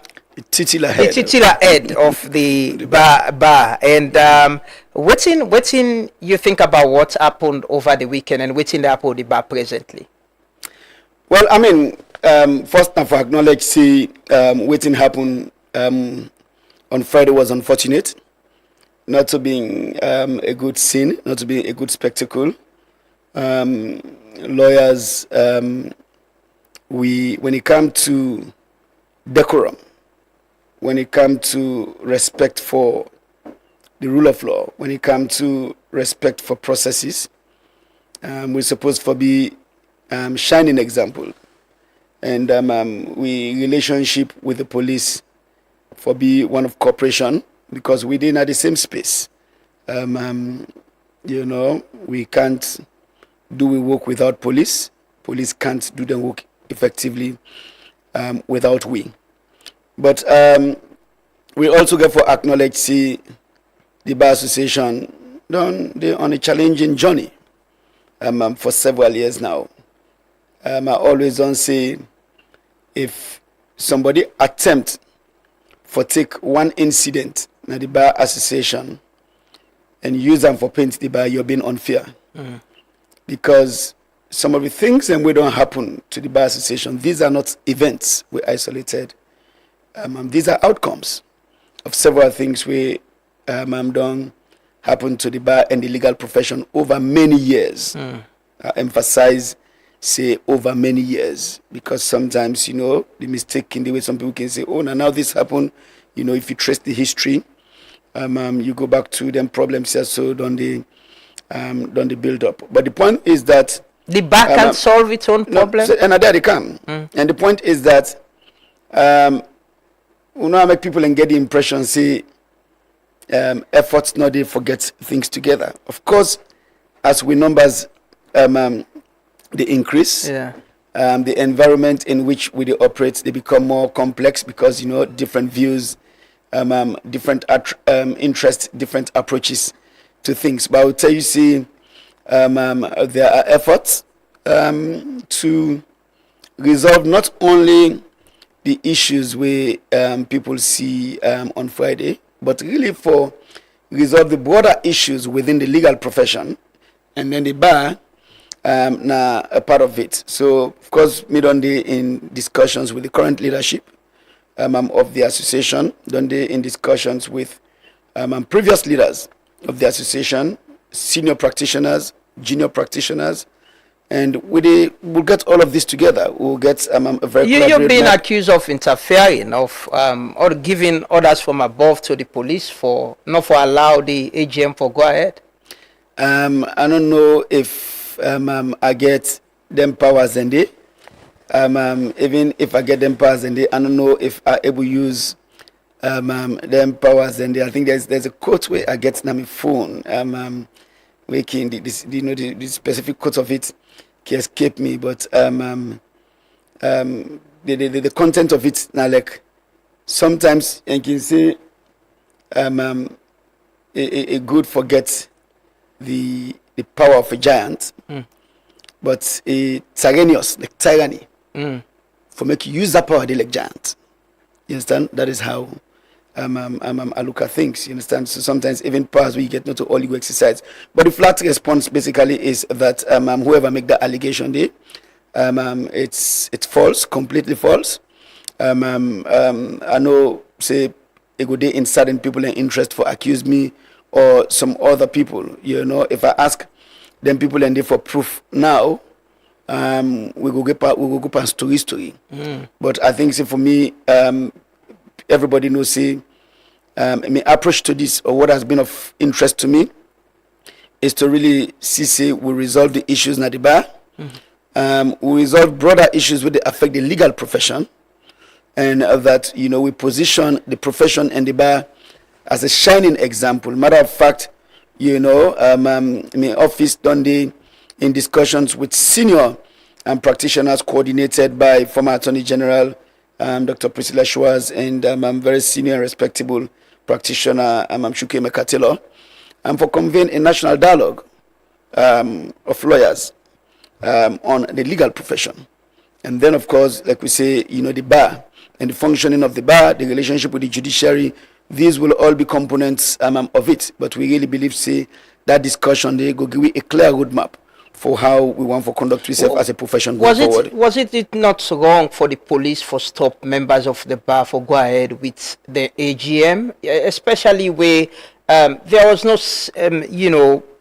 issue of violence where we see according to reports where we see they went there, they wanted to enter the hall and then stop them? Well, one, I don't speak for the police. I think so make we get that very clearly. But two, it is an evolving situation. Waiting happen on Friday, not end on Friday. Say the AGM for them move into Saturday. Yeah. And then it not happen on Saturday. Like I say, mid on the in discussions. You were invited. You were going to attend the AGM, right? Of course. You see that day I've been on Fridays. I can say I can look for where Africana, but that day I've been there in suits. I've been getting me statements, but the AGM not right. The point is that I think we need to make certain things very clear. The end of the AGM being for lead the association into an election. And two candidates done the campaign, the incumbent Tuma Adama Jabi Gento Kamara, and the other candidates, Martina Bendu Igbenda. Now I know say in the days leading to the AGM itself, there were accusations and counter accusations. There was talk say there's a court order where give clear guidance on how the process will be conducted. One side, we not the incumbent, say they're in compliance with the court order. The other side, say they were not in compliance with the court order. And so there was that disagreement. Now, when I spoke with the Inspector General of Police, we don't meet it in person, but we spoke on the phone, he tell me say it was a preventive measure because then we don't get intelligence say the place was going to be chaotic. Me not get the evidence of that. But I'm at the Inspector General of Police, a very honorable man, are taking word for it. And so today, of course, I'm busy in a parliament with the constitutional amendment bill. But after today, there's going to be a sit down with the incumbent president as well as with the leadership of the police for CC. We get a very clear roadmap. Okay. We going to lead the association into an AGM. And we go on our way with statutory obligation as a company. There was some, finally on this, there was some back and forth between your office and the current executive about the titular head of the bar and all. Is there an issue, of Usai, possibly someone could say there's a fallout between your office or yourself as an individual and the current executive? No, there's no fallout. There's no fallout. I think it is okay to have different views or positions on certain things. I think the letter we have been right to the leadership of the association, providing guidance on the law, being very clear, and that reflects the position of my office we hold, and I think the letter we write was right on the law. No mean say there's a fallout. No mean say na plaba. Even a court, you can see we lawyers can get different views on issues. Sometimes clients and can see lawyers then go at each other so much in a court, and then after that then see the two lawyers from the opposing sides. They talk fine, they laugh. Some client can say, they don't pull me case. So we get different views.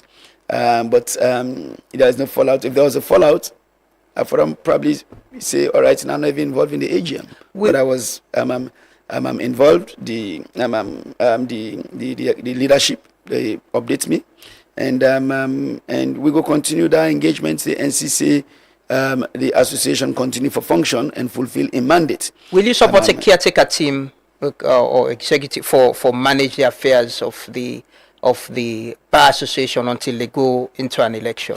Well, so the thing is what we get for now is the bar association registered as a company and not a social club. Register as NGO. They register as company. And when you register as company, there are very clear provisions in the company in M&A.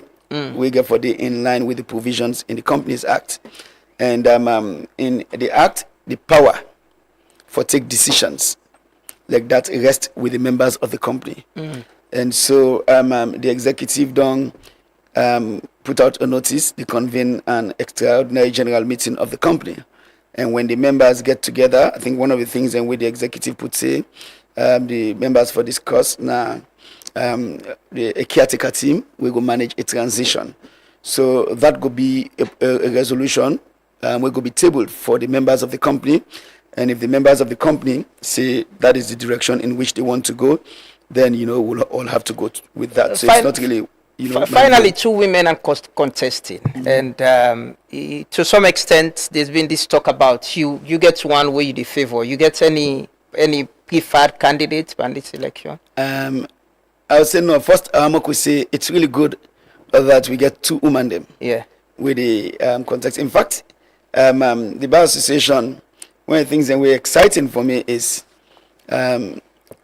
currently in this a particular election, we get more female candidates than male candidates. So it's an example. I hope say, this at the good side and the people will look at the positive, and sometimes we can focus too much on the negative. So it's a good thing. And we hope say this is something we will replicate in other entities, but also actually at the national level. We say, make we get a country at some point. You not get any of the candidates where you prefer for in? No, for me, I want the association for function very well. I want the association for fulfill a mandate, and whoever the members of the company choose for lead the association, I go work with that person there. Government not get any interest on who becomes president of the bar?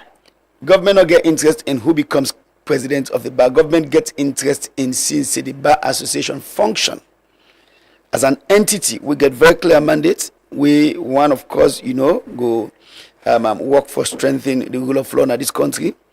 We go work for with justice system work. We go also, cater to the needs of members. We go be a shining example of a group where they help for strengthening with democratic architecture. And you think the Tuma Jabi led executive not able to do that? I not say so. I'm asking. Well, the point is that make I be very clear. Tuma Jabi, Martina Igbenda, either of them able to do this work here, so, and fulfill the mandate of the company. And for we now government, it happens, of course, in this I wear two hats because me a lawyer as well. Yeah. But I would say, we are in the heart of government. For government not get vested interest on who becomes leader of the association. Government, of course, want an association will go function well. Government definitely not go want the things that we don't plague the bar association for continue for plague, because it's very easy for make people and begin insinuate certain things. You understand? So that is what government doesn't want. So the two colleagues we divide for the leadership. They are sisters. Then get disagreements over who for lead the association, and that is okay. Okay. Well, Mr. Minister, thanks for clarifying that. And but let me go into the amendment bill now. I just want to read the SLPP New Direction Manifesto for select context. Under constitutional reform 4.9, page 70, 69 and 70, they talk about the challenges we say at the heart of subversion and manipulation of the national constitution. The supreme law of the land by President Koma was his avowed determination to impose himself on the country for a third term. On waiting the new direction could do, say the next SLPP government will maintain an unflinching fidelity to the 1991 constitution and will give it every opportunity to grow and mature fully in its observance, consistent with the will of the people before contemplating any wholesale review. All taken from that context. This is a promise the SLPP government make in the New Direction Manifesto. There's been talk about the views of the people. We don't want this conversation all of last week. Open phone line and diverse views. But when you check social media and other mainstream media, now that people and they say it's not reflecting our views. Now this we want. Even though the other people and they will say they want this. How much this amendment, where you the pilot, where you the lead so presently, reflect the views of Sierra Leoneans, as promised by this government? So, thank you very much for that. I'm glad when you go to the New Direction Manifesto. Indeed, President Bio in a manifesto will make that commitment. And that commitment remains because the president and the government don't ensure say there is respect for the 1991 constitution. And in that way you say the manifesto basically say, yes, we go see we respect the 1991 constitution, which is the case. And we go see it is rooted in the democratic gains we don't make in this country before we contemplate any wholesome review. And so when government do all of that, government watch say the promise for review the 1991 constitution. Now a promise we don't be long standing. 1999, it is law. The Lome Peace Agreement Ratification Act, the Truth and Reconciliation Commission recommendation, the Dr. Peter Tucker Constitutional Review Committee, the Justice Edmund Cowan Constitutional Review Committee. And so when the government assess all the one in day, government watch say indeed there has been strong, consistent case made for a wholesome review.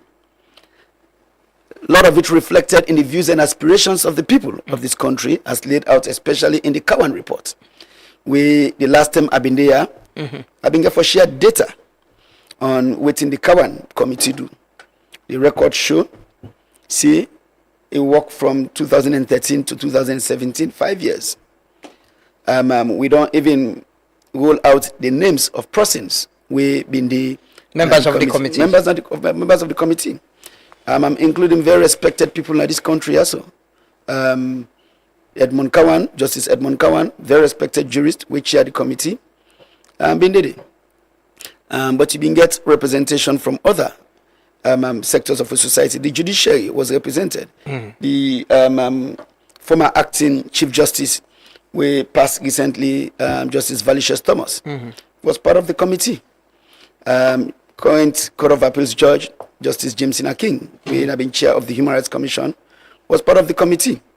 Former acting Chief Justice Nicholas Brown-Mack was there. You come to other actors within the political space, Ambassador Ian Sane, John Benjamin, Marie Bob Kande Market Women, they were all there, 80 members. And I know you don't get me elder brother Alpha Khan. Of course Alpha Khan was there, but you don't get me elder brother JFK on this show, so you don't talk about the 1991 constitution. Now, to pretend over this as Attorney General. We try to do so now. So this has been a process where don't be broadly consultative. The data shows say over 10,000 public consultations, distribute over 70,000 forms across this country, so get delegations with travel in different countries for go see practices. Now other countries them, and then make recommendation. So after President Bio and the government look at all of this, the government realized say indeed a case don't be made for a wholesome review of the 1991 constitution. But instead of reopening the process, if the government been one for be selfish, if I don't say okay, make we set up our own process and start this afresh. But the government set up a committee, right? No, the government not set up a committee. That is the thing. That is the mistake we people make.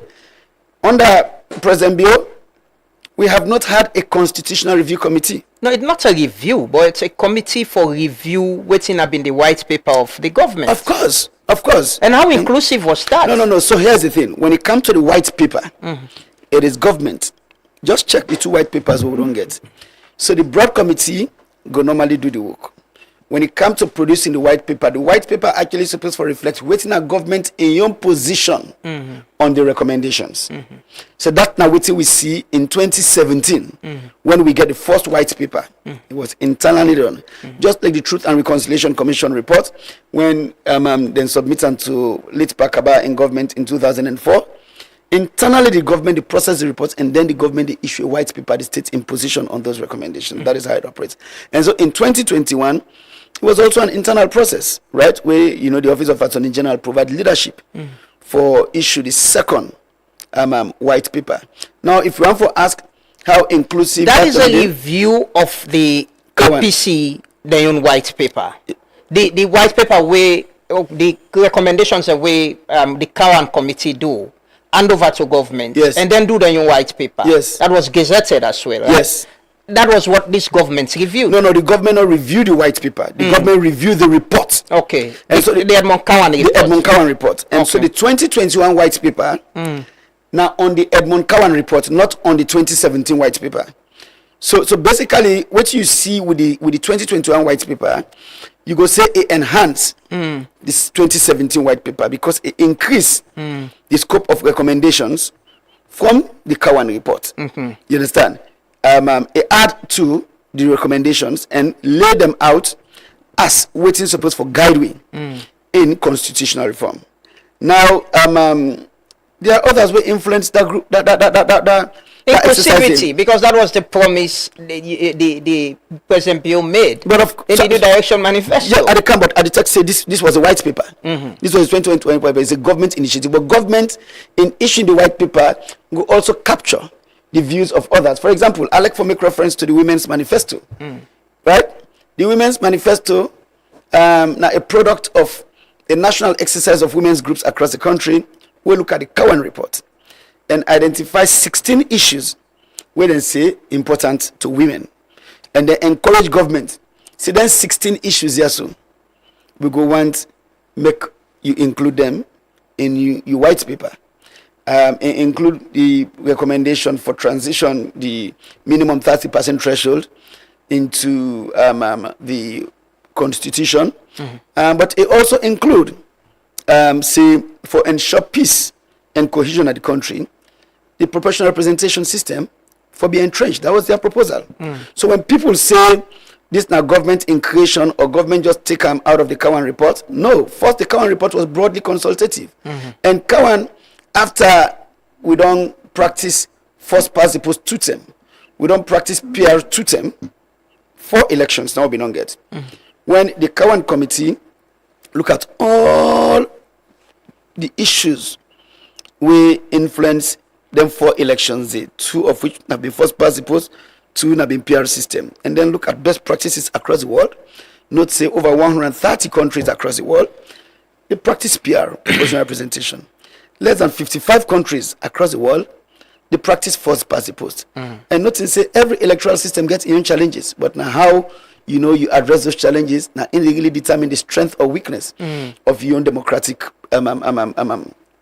undertaking. So after all of this, the Cowan committee recommends say make we transition permanently to the PR system, and then of course the women's groups also recommend that. Other people share the same view, and so government they don't take them as a policy, say they accept the recommendation for transition to the proportional representation system.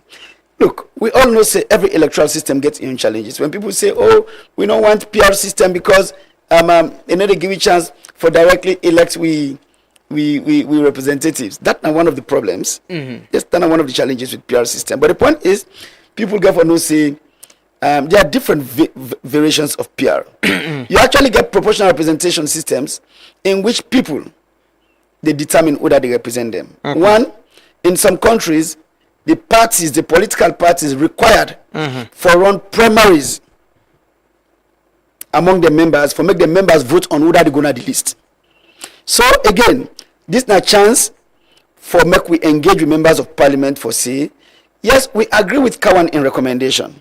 We agree with the women's group the recommendation. We agree with government proposal saying, make we go to PR. But then, nothing say this challenge day we are in, we not get a say in who gets on the list. Members of parliament for recommend say make we design a PR system in which party members they vote for Uda, the Guna we can't talk about waiting in parliament, but I just want to look about the inclusivity of this whole process. In this whole process as well, you get interreligious council, Labour Congress, civil society organizations, and we come out with a statement on this same PR, and the it seems there is not get bipartisan buying into all of this. No, we did. If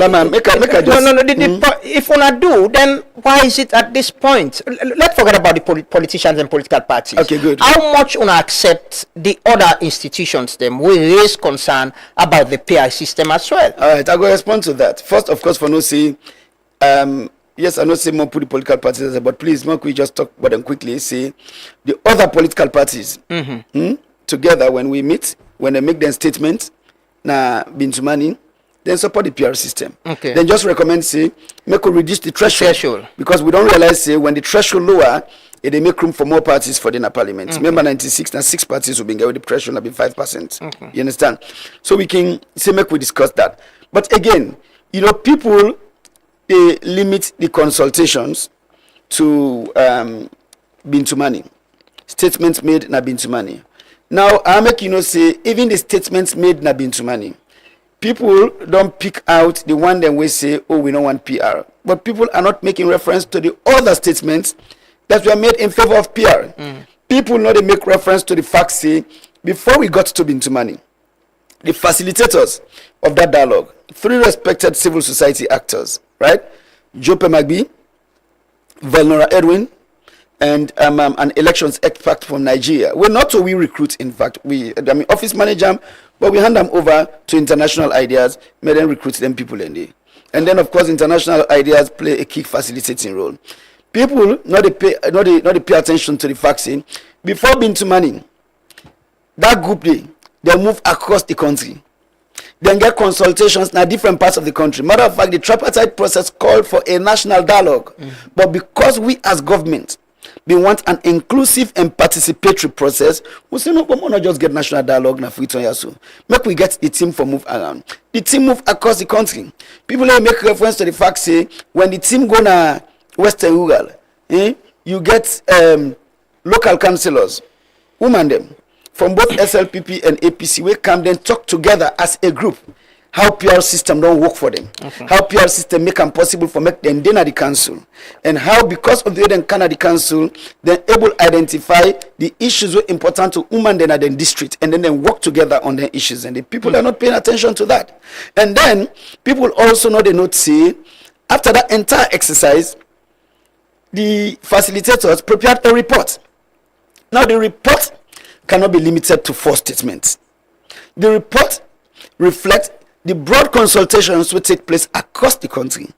And when they submit the report to me, I make sure, I share the report with various actors.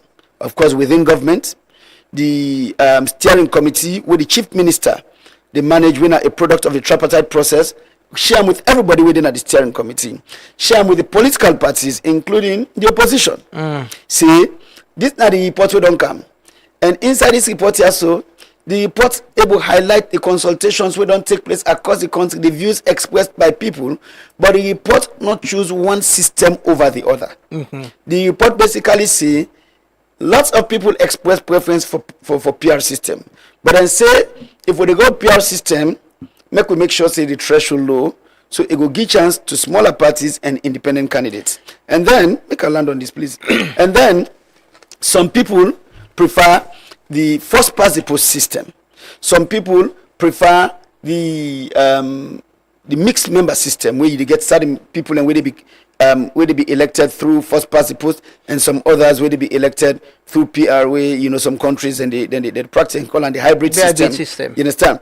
So make them through recommendations, and they say then one and then reflect the views of the people. So whichever government go with, make government consider something we go make sure say there's broad participation, there's electoral accountability, there's peace and cohesion, and there's broad inclusion and participation among members of the public. So the point is that there was an existing government policy where reflect waiting Kawamino report, where lay out the data. And then really, I'm noting that when we talk about best practice, majority of the practice PR, noting that like I've been there, as I said last time, in the Human Freedom Index, we come out 9 out of 10 top performing countries. We say people and say them pleased with the governance system. Now PR they perform. So the leader of the opposition say, he was responding to the things and what you say about the good things about the PR system, and he was saying, achieving all those things not inch to PR. You can still get PR, but if you not get institutions and working independently and doing what's right, the opposition right on that. And I'll give that was his point. I'll give a prime example. I don't do now so multiple times. Yeah. I'm not in like for tie certain points to like individuals. I like for talk about it broadly in the context of the country. But for the purpose of this discussion, I will do this. We say I agree with the opposition. In 2018, a first past the post we been get in this country. Of course, now that did not the constitution. Even as I speak, now first past the post. In 2018, the leader of the opposition, Enyon Party, after Enyon Party conduct primaries across the country, who side various party members then at the constituency, elect people them, we for represent the constituencies. right, under the first past the post system, the leader of the party at the time, where now been the president, former President Nkrumah, remember, he cancelled everything, right? The leadership of the party cancelled everything. Remember that day-long traffic na Hill Station, Yaso. Who say the leader of the party being therefore inform the party say now in the determine who that they become a parliamentary candidate. Now they get the symbol. Yes, now they can fix the symbol publicly on the first past the post. At the time where members of the first APC members across the country don't elect their representatives under the first past the post system. I think it was an interpretation because I remember I asked JFK about that. It was JFK was AG then interpreting within the law say about the two SIM and dual citizenship. No, it wasn't that. Okay. It wasn't two SIM thing. It was a decision taken by the leadership of the party. Say all that election will don't take place at a lower level among members of the party across the country where they don't elect a representative. They say all of that would be put aside. Now, they can determine who done are the presidential candidate. That is how they went into 2018 election. So, so that is to say, you can have the best system, but still the outcome will be different depending on how the institutions function. So this thing, whether the talk say, now ain't going to happen with PR system, it will not happen under first past the post. So that is to acknowledge, say, no single system is perfect. But that when we design a system, we broadly get like a positive goal for the country, we can able for now address the like challenges here and there. And we don't be very public for say, yes, first past the post come with own challenge. Some people then say, oh, my constituency not represented. Of course, if it happen at SLPP and APC strongholds. So should we have a PR system wherein we ensure say if a candidate they come from this cluster or from this constituency, for ensure say instead of you have a B list for the district, you get a B list for that cluster or that constituency. So that way if somebody needs to be replaced, the replacement happen directly from that side. But you can't talk about it, but just to ask you reference former President Nkrumah. I just want to ask President Bill in first town hall, where Sarah I organized, Umar Ufofana be moderator. Now they first talk about PR system as in preferred system for election. So is this about trying to do what President Biosef wanted? What he prefer say go and show national cohesion and bring the nation together? No, so look here. The point is that before President Bio spoke, before President Bio expressed in preference publicly, the Kawan report they don't state a preference publicly for this entire country. So there's nothing wrong with President Bio for agree with waiting the Kawan committee recommend. Look, a lot of people don't express preference for PR system because I feel it's good for the country. Not only President Bio, right? Me, of course, don't talk say I agree with Kawan recommendation that the PR system is better. Dr. Julius Spencer, for a very long time, has been a very strong advocate of the PR system and how it will work for this country. So not of Dr. Spencer in which no more the try for fulfill, not of President Bill in which no more the try for fulfill. That is the president.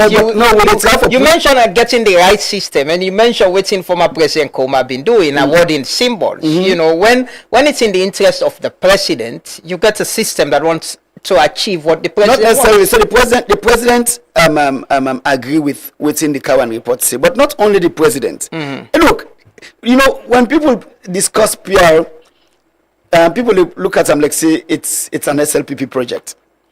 SLPP been in opposition when the Kawan committee was constituted by the APC government, and under APC government this recommendation has to come, right? SLPP not been there in power by then, so SLPP no go say when SLPP influence them. But not only that, recently remember when the international moral guarantors been there, right? Lay out the 8-point resolution. And one of those resolutions been say for make the APC nominate legal experts, we go work with the government on this bill and other electoral laws. And the APC being here for nominating members. Dr. Richard Conte, not so a lawyer, but a don't day around the corridors of power for some time. I served with him at the tripartite committee, and I see, firsthand how influence with electoral architecture in a positive way. Me other colleagues them who are my brothers. Adi my colleague, na be my classmate na law school, and Usman Abdel Timbo, na my colleague, but also na my comrade na the Radicals Club. So but then so those were the nominees where APC sent, and then they come with a battery of lawyers. Well, I mean, I say small team. Sorry, man. Then come with a small team of lawyers. Where the meetings will take place in my office, right? The records are there to show for it. After we don't discuss various options, again, let's take note. See, the APC submits a position paper. When APC submits a position paper, a copy of which I have, they express a preference for the first past the post system. But I say if we move from the first past the post system, make we go with a mixed member representation system, we're not the hybrid system.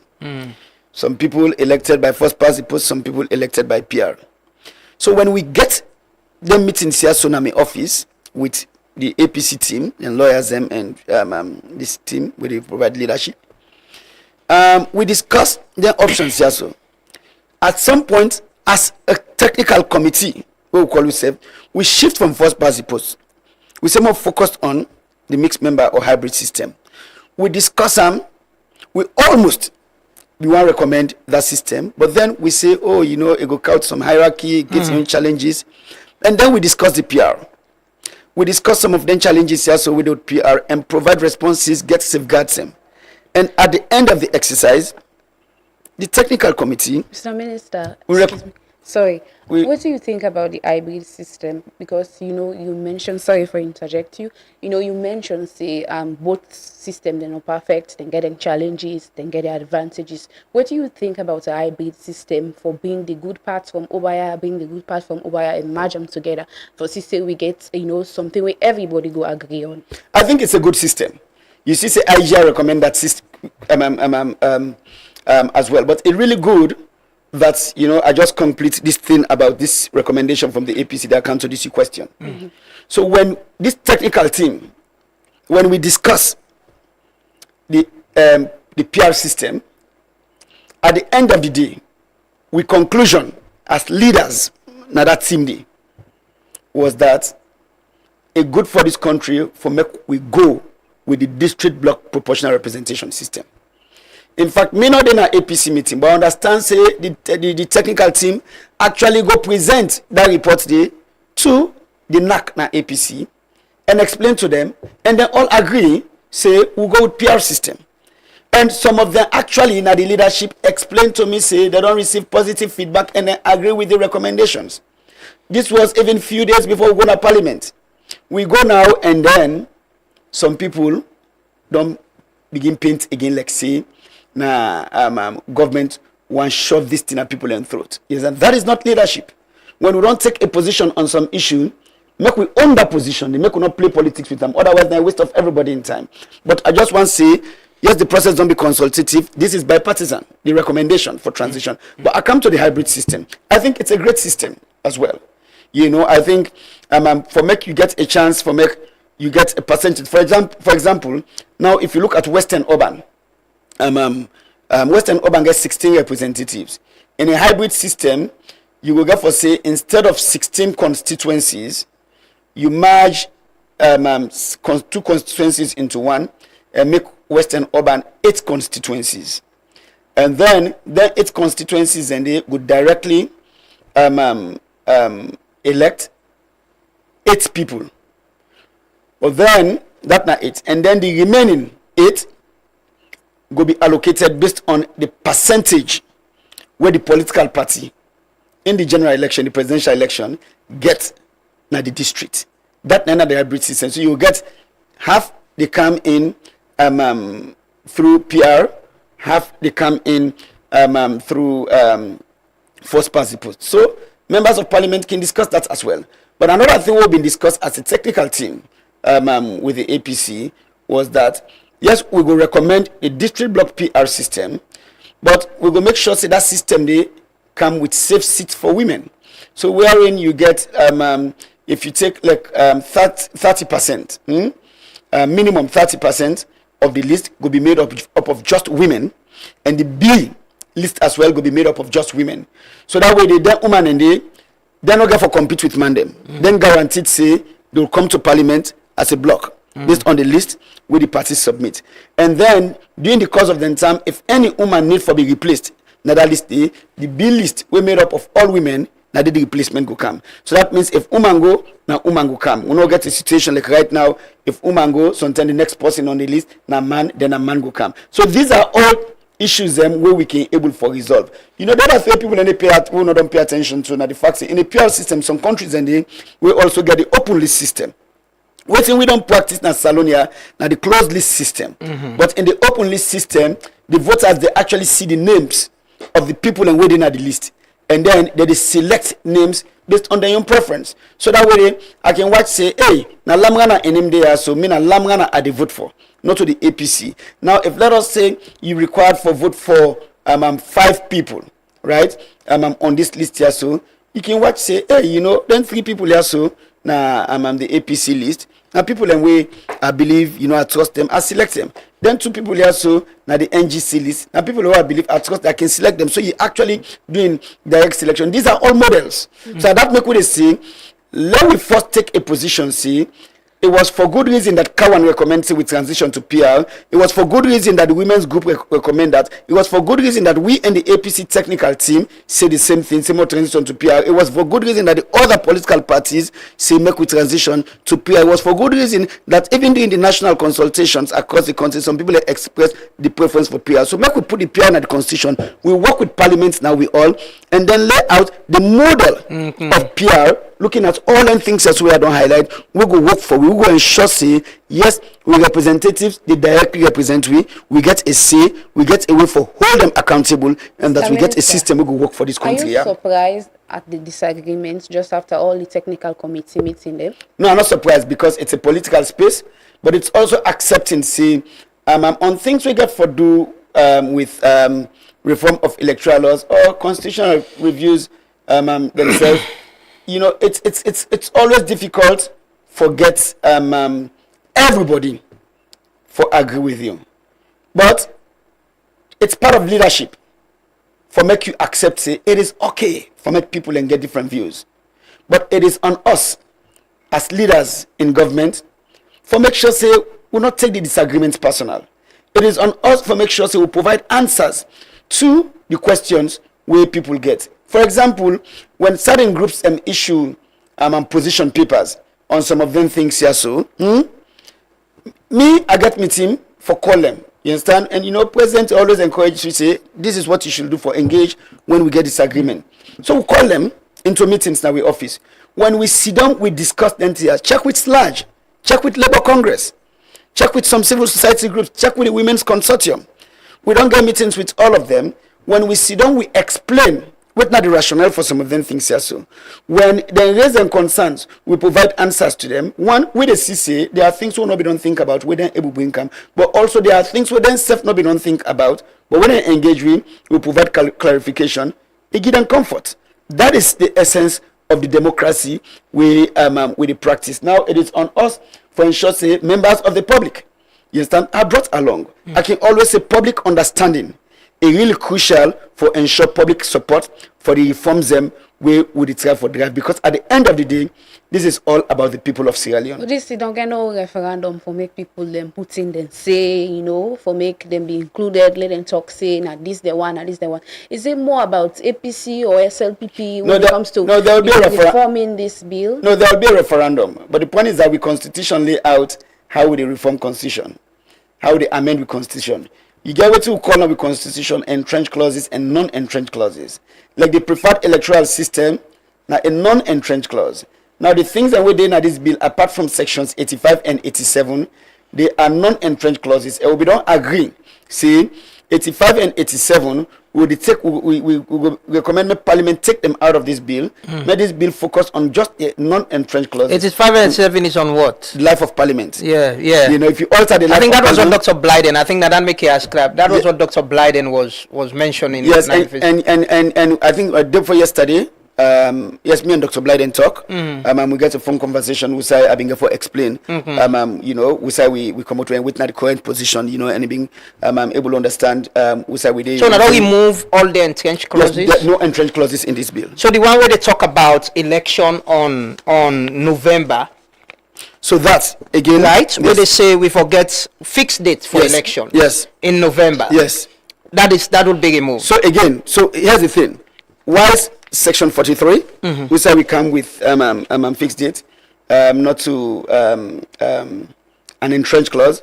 Section 47, where they talk about the life of government, not an entrenched clause, and that day Section 47 linked with waiting in Section 85 and 87, and so that is why in a Parliament, whilst you will say that particular one day, not the side we put not to an entrenched clause, but because it will get implications for the entrenched clauses, that is why we'll get today when we discuss with Parliament, we'll discuss in that context. Okay. For saying the entrenched clauses are out of this, and anything we will get implication for an entrenched clause, we put them aside. This now a bill with a focus on non-entrenched clauses, and for non-entrenched clauses, you need Parliament for votes by 2/3 majority.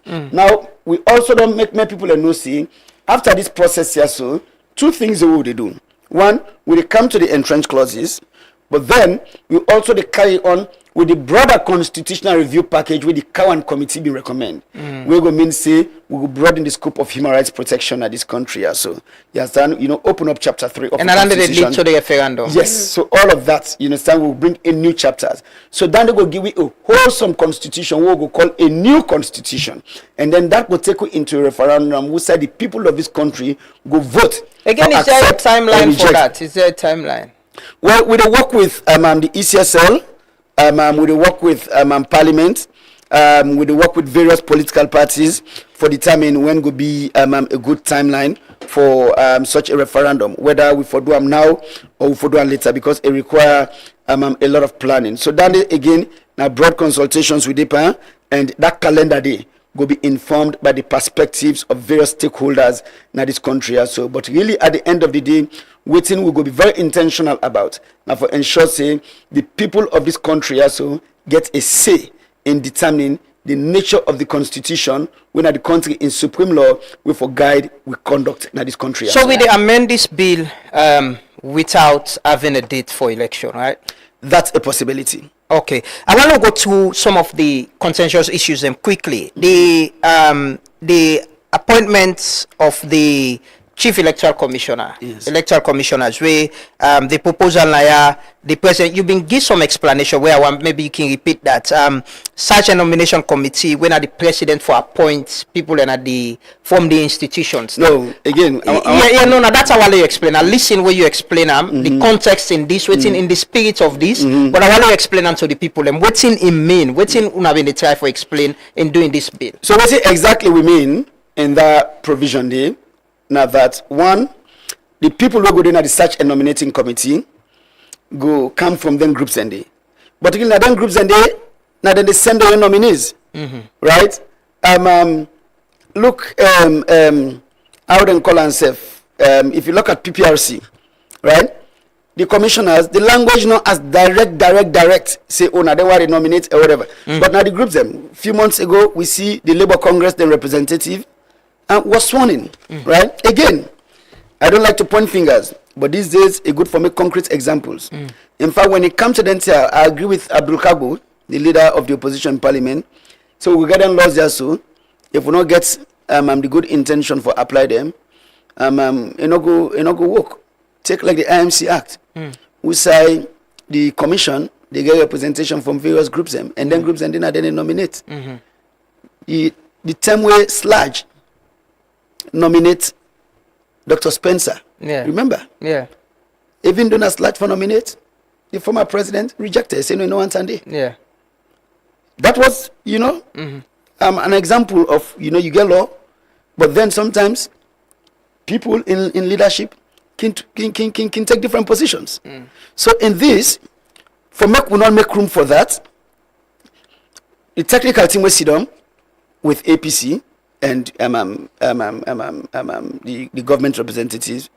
We agree say make we change the language, strengthen and the current IMC Act for say representatives from this group to be nominated by the groups themselves. Okay, it's not the president. No, it was never the intention that the president will nominate. Because look, what we put in this bill here, so that is similar to language within several other statutes in this country. So but they not ever don't be interpreted as though now the president now nominates on behalf of the groups. I just give an example of the PPRC Act, right?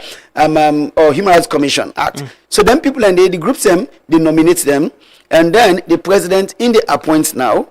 You know, because now get the appointing power. But again, this don't become a contentious provision inside this bill here, so because you remember say when we been in a parliament last week, you see say members of parliament get different views because some members of parliament now get concerned saying this provision will open political battlefronts and then various groups here, so then they argue say keep the current provision, then say the thing went wrong with the current provision interpretation of the word consultation. So then they say this time I make parliament clearly define consultation and put them inside the constitution. So we will avoid it here. So that night debate, we will see what the members of parliament arrive. So then they get to them now for determine how this change. They did to them, yes. Okay. Let me look at the other contentious issue where the threshold. You know, in the bill it say a person shall not be declared elected as president of Sierra Leone unless at the presidential election he obtains a simple majority of the total valid vote cast throughout Sierra Leone, and 2, a minimum 20% of the total valid vote cast in at least 2/3 of the districts of Sierra Leone. 3, the repeal and replacement of paragraph F of that subsection that with the following new paragraph. But let's talk about this threshold. What's in our government in interest on having this threshold and the 50+1? The government in interest now for say no more you get a broadly representative view in the election of president, because we all acknowledge both APC and SLPP and then other political parties, other groups and interest groups them acknowledge say the 55% threshold high. You know, and really now we are the only country in the continent where they use 55% threshold, and that there's a need for make we come down to the 50+1. But for government, we watch saying the way we can mitigate the concerns where people can get about that broad appeal, because people then they say the 55% threshold will ensure say a candidate gets a broad national appeal for make it be elected as president. Excuse me. So government in your interest. Now, for say if you reduce that threshold, you still get a model where we see a party not just win an election, now in stronghold. But nothing say, look, let's be honest. The country now, the way it is, yes, you go see the parties that they get votes different side them, but SLPP they dominate now the southeast, APC they dominate now the northwest. You know, so you want for say them parties also not just rely on the young stronghold for win. So that is why we say. I would propose say make it be 2/3. With 2/3, if you watch, you get 2 districts in the western area, rural and urban, and then when you go, you get 7 districts in the southeast, you get 7 districts in the northwest, right? So that's don't really say either party can able do well in 9 districts. But this proposal is coming at the time where the government they talk about creating 2 new districts in the southeast. So again, government acknowledge that, and so that is why when that don't become a concern, we meet with various political actors, including the APC. The APC say, let's go back to the tripartite recommendation.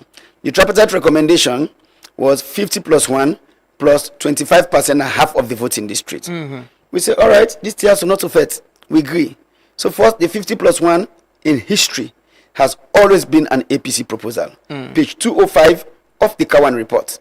Page 2 of the APC position paper we then submit to the Cowan committee and state and very clearly say, let's transition to the 50+1 system. If you go now the but it not been get the threshold of it not been get now only add the threshold. No, it not been get threshold. If you go to the position paper we then submit recently again on this bill, it reflect the same system. The threshold actually came up now the tripartite committee where we and the APC sit down for 6 months. And the recommendation inside the tripartite committee now that we go to the 50+1, but then that proposal come up to make we get the 25% now half of the voting district as a threshold. We added to this. Now, of course, when we do the bill, we realize say if you just put on half of the voting district, either party can still rely on a stronghold. Now that make we put them as 2/3. But since concerns don't come up about waiting the 2/3 mean and say, oh, it will give advantage to one party. We don't want that. We don't want the constitution be about one party. We want the constitution be about the people of this country as well. So when they come now and say, look, let's go back to the tripartite proposal, we have 50+1 plus half of the voting district. We say fine, let's go back to that. We go look. I have had meetings with the APC team, with Mayor Akisoya, Dr. Kelfala Mara, Dr. Richard Conte, Ambassador Yansane, JFK. We all don't discuss, and everybody, and of course, members of parliament, everybody say we stick with 50+1. Mm-hmm. So while we go now on the eve of the debate in the parliament, the same people we don't come and say, let's stick with the tripartite proposal because that was our proposal to the tripartite committee. The same people will come out and say, no, we don't ever want 50+1, now 55% to 1. That is not leadership. That is not leadership. You're surprised at the change? It seems like... I want to say I am disappointed. In the APC people? Yes. I want to say so. You understand? And they know, look, I have worked with them a great deal. I have worked with them in good faith. They themselves don't talk publicly about how my office always won't be open for engage. But if we get them kind of engagement issue, then una self they come, una they commend the engagement publicly. Una commend them to the public, una recommend them to international actors, una commend them among una own party members. See, this is the progress we have made. Then at the last minute, una turn behind people them. And then try to take a different position, then give the impression like say, oh, now then people also they try for do that. That is disappointing. It's a waste of my time. It's a waste of my time. So all that engagement will we get? I mean, just for the records? No, if not for the records. Do they agree to you on that? You wanna get agreement? Say, okay, we agree on this. We get a compromise. Get a compromise. Of course. And you're expecting them to stick to that? Of course. Some of it is in writing. Some of it is in writing. Of course, the tripartite report, yes, various parties, various sites don't get their own views on certain provisions of it. But yes, some of them meetings here, some of them things here, so they are in writing, they are on record. You understand? I don't want to get to that point where I'll take the records and put on a public, because the point is that the essence of it not to be for make you embarrass one person or the other, but in order to show respect for we all with time. When we sit down, countless number of times, we discuss in good faith and take certain positions. And then, when people go last minute and change and post on social media, then they make reference to the prior position we don't take. Then now they give the impression to the public, say, no, this new one, we position, and I don't want now they want to do that old position when the old position was their position. You know, Nafisa, to ask a question about is this now about APC and SLPP and who wins the 2028 election? No, it is not. It just happens say APC and SLPP now then they in the driving seat for take political decisions for this country also. Because when we elect leaders, we're putting our faith in them, we're putting our trust in them for take decisions for take decision, make we go to sleep, not knowing say we go work in the morning person and bogui. Knowing say when we pick and go school, then we will come back now safely. That's not the faithful they put in we leaders. And so on some of them issues, so yes, it is on us as leaders for go and make sure say we capture the views of everybody. But when we capture the views of everybody, the decision now on making them into law, it rests with the elected leaders. We really right now we to get now they get some agreements. That is the point. If it's about the people and I don't get a compromise in the interest of the people, you not go see position and change. Everybody's accusing. I watch the debates. Everybody's accusing each other of changing position in this. You know, the point is yes, it is disappointing, and it tells you what to make, sometimes the public can lack trust in what we they do. So it is on us as leaders for do better. When we get feedback from the public, we take positions on their issues here, so make we able keep them position here. So if them position and they change, make we say so. I go be okay if an APC leader post on social media or go to parliament and say, this has been my position on this issue. But because of this and this and this way, I don't hear my position won't change. Explain so. Own them. That's leadership. But for come and give the impression, like say, we had never agreed on district block PR. We had never agreed on the 50+1 threshold system. I don't want to say surprising, but that is disappointing. Will you be surprised if the APC walk out of this and they do not participate, or there's a gridlock in this whole process in passing this bill? I don't expect APC for walkout because if you walk out on such an important process, you actually they abdicate your responsibility within the people vote you in for. And I always say, yes, me and former President Nkrumah, we could disagree on a lot of things. But one thing I agree with them on, that in statement, now the well of parliament, in one of his state opening speeches, was I say, boycott of these processes is not doing justice to the people. We elect you for candidate. Put your vote, whether it's a yes or no vote, put them and own them. But for walkout or for stay away, that is not leadership. That is not being responsible to the people we elect you for go represent in the parliament. Put a vote. Okay. There's this other part. I don't see much conversation on the loss of party membership alone shall not remove a sitting president or vice president from office. This, I'm sure, it has to do with what will happen with the former vice president. As it is, it's in the bill. It's nothing that is being touched. They go on at the committee stage as it is. Oh yes, I think Sayanda, we all agree. So we need for tighten the constitutional protection for people and when we elect, so that we're not going to be faced with the same situation we are in. A president or a vice president lose membership in the political party and automatically then say it don't cease for qualify for serve as president and then they remove him.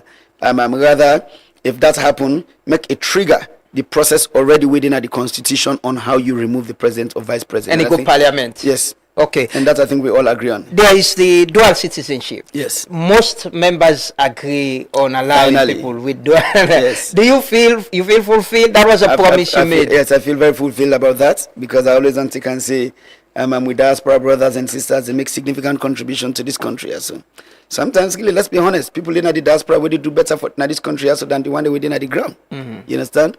So I don't see reason why somebody will born Nayaso, he grew up Nayaso, he go seek greener pastures for various reasons, like waiting Honorable Wiyata Songa being explained at Parliament, or for job reasons, it take up nationality of another country, but remain so much tied to this country. In fact, certain people in the diaspora, we get citizenship from the countries and where they don't they. When they encounter this country, then they don't have free to save. As they reach in a village, they go. Yeah. Some of them, they host them with them bill. Yeah, so now them village them put them. Some of them, the village, they then go up, now they then go build school, now they then go do clinic. Now they provide water, they provide services for them people. How you go see now that person never be excluded from the political process? So that is why we really gladly and show appreciation to we members of parliament, both APC and SLPP, where they agree. It's also something where they close to President Bain had because they agree with all NTS. So now the one is that we just provide safeguard. Yeah, the safeguards. We say people are concerned about, say me not just get fly by night people and where they can't try forget symbol. We not get the symbol then they go back. This time around we put safeguard. You for sure ties more than just come and say I send money for me people. You get for sure ties say are connected to a community. So for 5 years before that election day, you for the pay local taxes. Now a community we associated with, and then also where they say for minimum 24 months before the election, you for be physically present at salon. Left what you do under. Make we consider now so. Make you sure say this going here so. Now we there so. I do with me man in area. I understand the local dynamics and I want to represent them. Finally, on this, there was this conversation we'll get about the registration of political parties. I not see much conversation about that. As part of the technical committee, we have been agreed for put them aside. Yes, we put them aside, and government's in position very clear. We members of parliament also state very clear say it's a proposal they go vote against.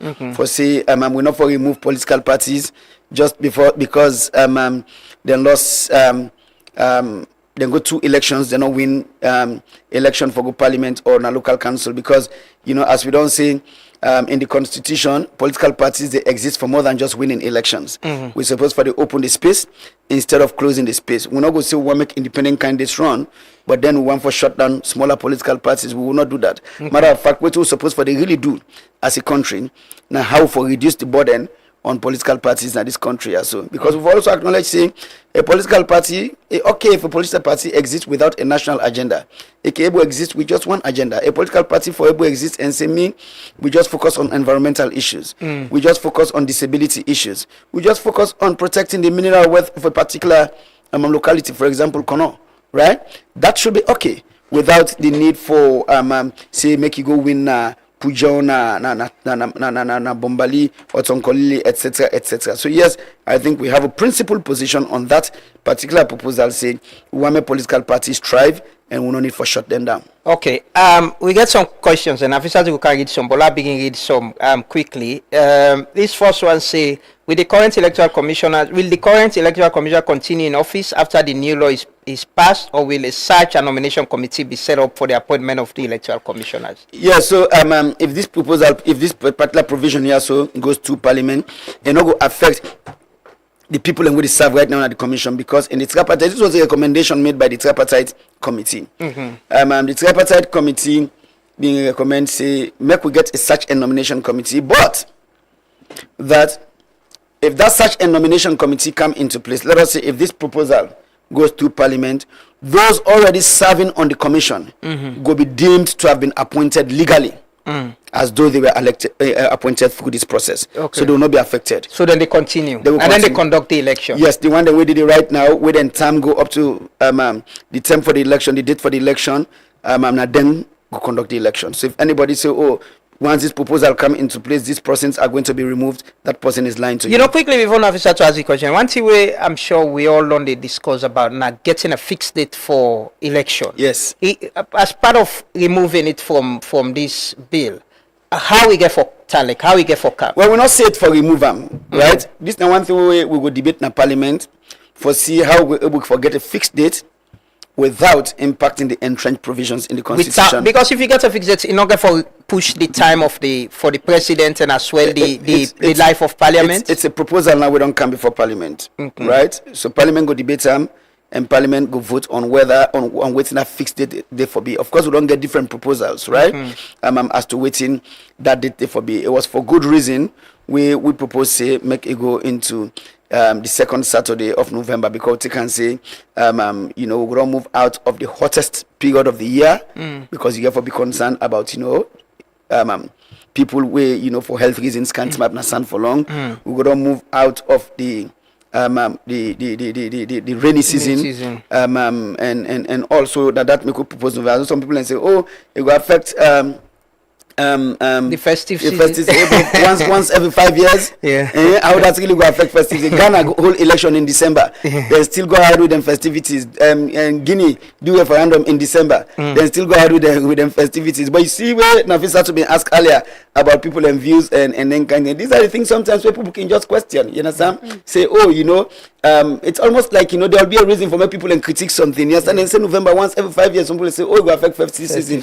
Something was supposed to predict or prepare for. You understand? And then we get countless examples around of systems we don't hold elections in the festive season as well. Yes. You understand? So these are some of the things. But like I say, it's on us for receive then questions there so in good faith and really provide answers to the people, because that is what we're supposed to do as leaders. Something interesting happened in Parliament last week Tuesday with a statement where you make way are very keen on for ask about is you say a large amount of people in this country support the PR system and in prefer to the first past the post system.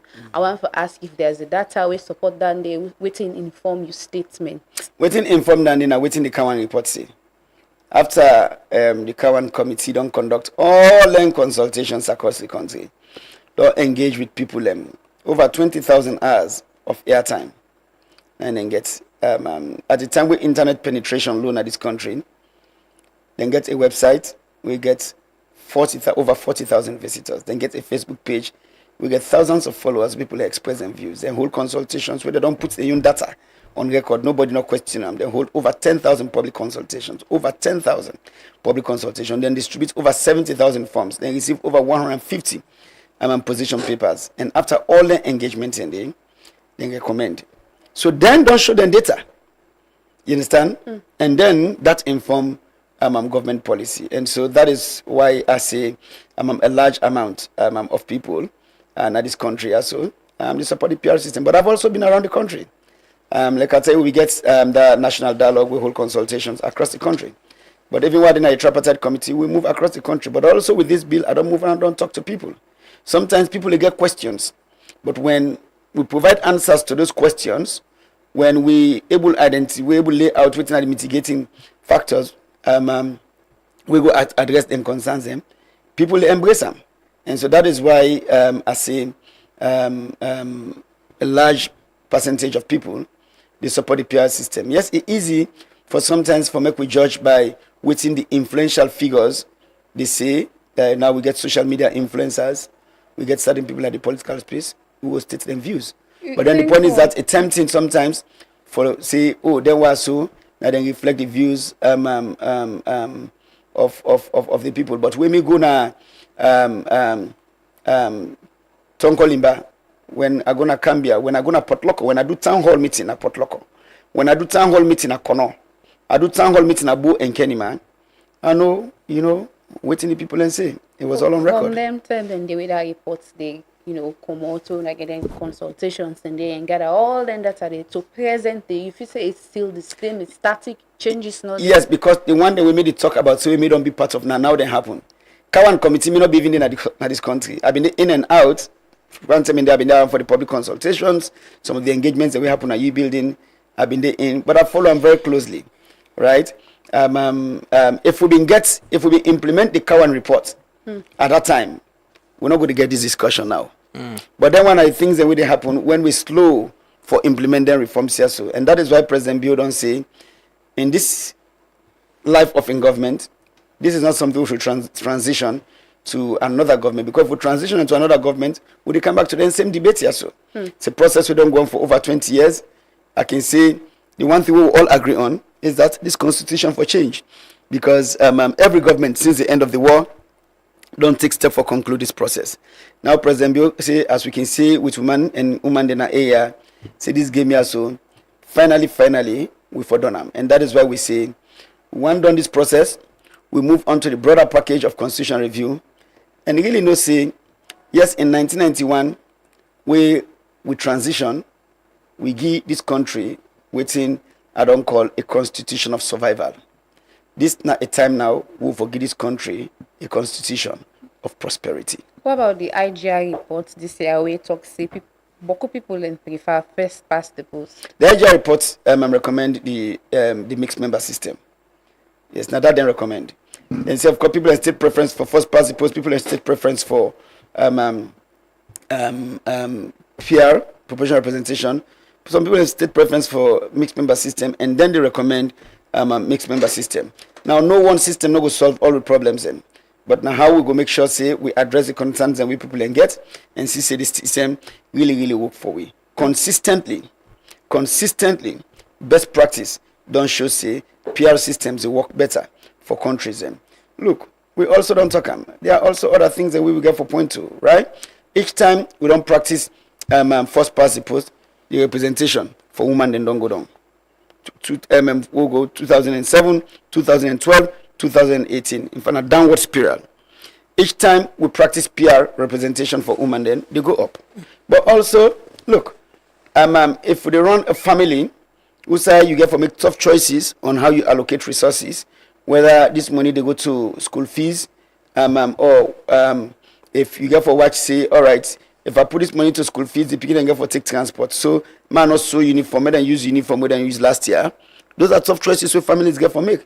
So for a country we also get for make tough choices for how for allocate resources. These are things we have to consider. By elections, the cost we a lot in this country also. These are monies we don't raise in the parliament the other day.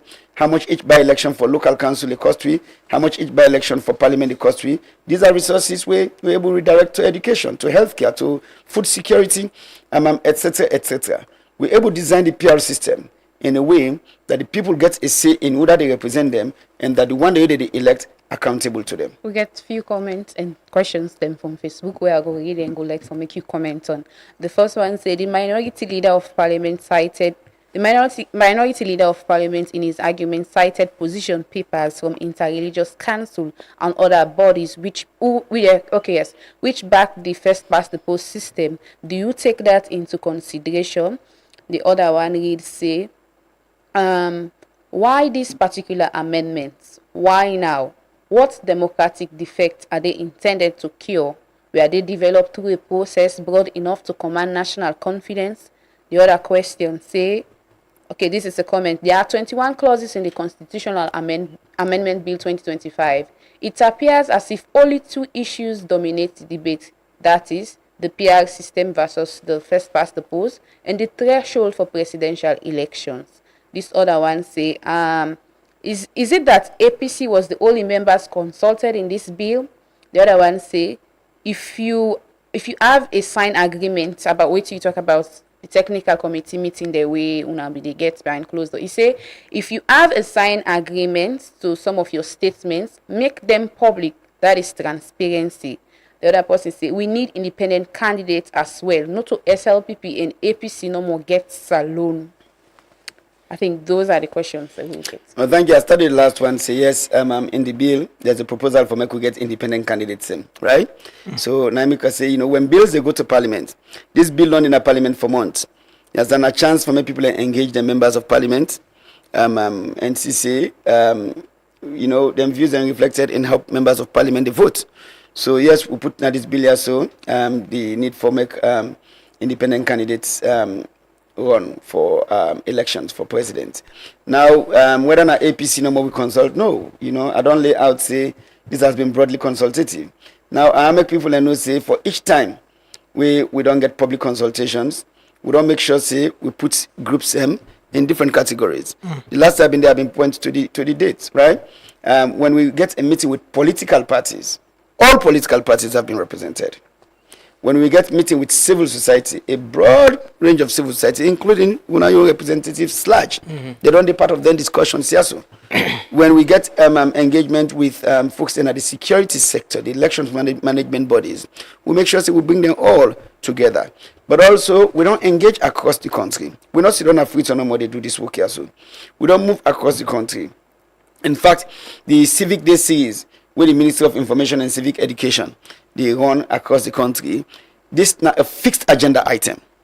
The constitutional review process, fixed agenda item would always be and questions can they. Even the president will do in town hall meeting. McKinney. You remember there was a question. I think the first question we come on the constitutional review present. Yes, and they don't explain. Yes, and so we don't engage and waiting. We put in this bill a reflective of the views of a broad range of people. Somebody asks, why now? Why this? It's because one, we don't make a commitment for review with constitution, but we also not say if we wait for the full package for be concluded, it affects the conduct of elections in this country also, because we get a commitment through an ECOWAS protocol as well as international best practice. Say you cannot bring electoral laws close to elections within 6 months of an election or during the electioneering process. And so that is why for me to make sure this process credible, me could not make the constitutional reform suspicious among people. That is why we say and we consult on this. We agree say we'll take out the elections related proposals. We make them go now because then gets impact on how we view the other laws, the Public Elections Act, the Political Parties Act, etc. And then we get them out of the way, and then we continue with the bigger package of constitutional reform. So this is not isolated. This is just a phase one of this process, but now because we want to make sure say we reform take place in sufficient time before we conduct elections. So those who are responsible for the conduct of elections as well as members of the public go see the law, go understand them, go test them. And see it work well. Somebody make reference to the positions where Interreligious Council and the one and they all take.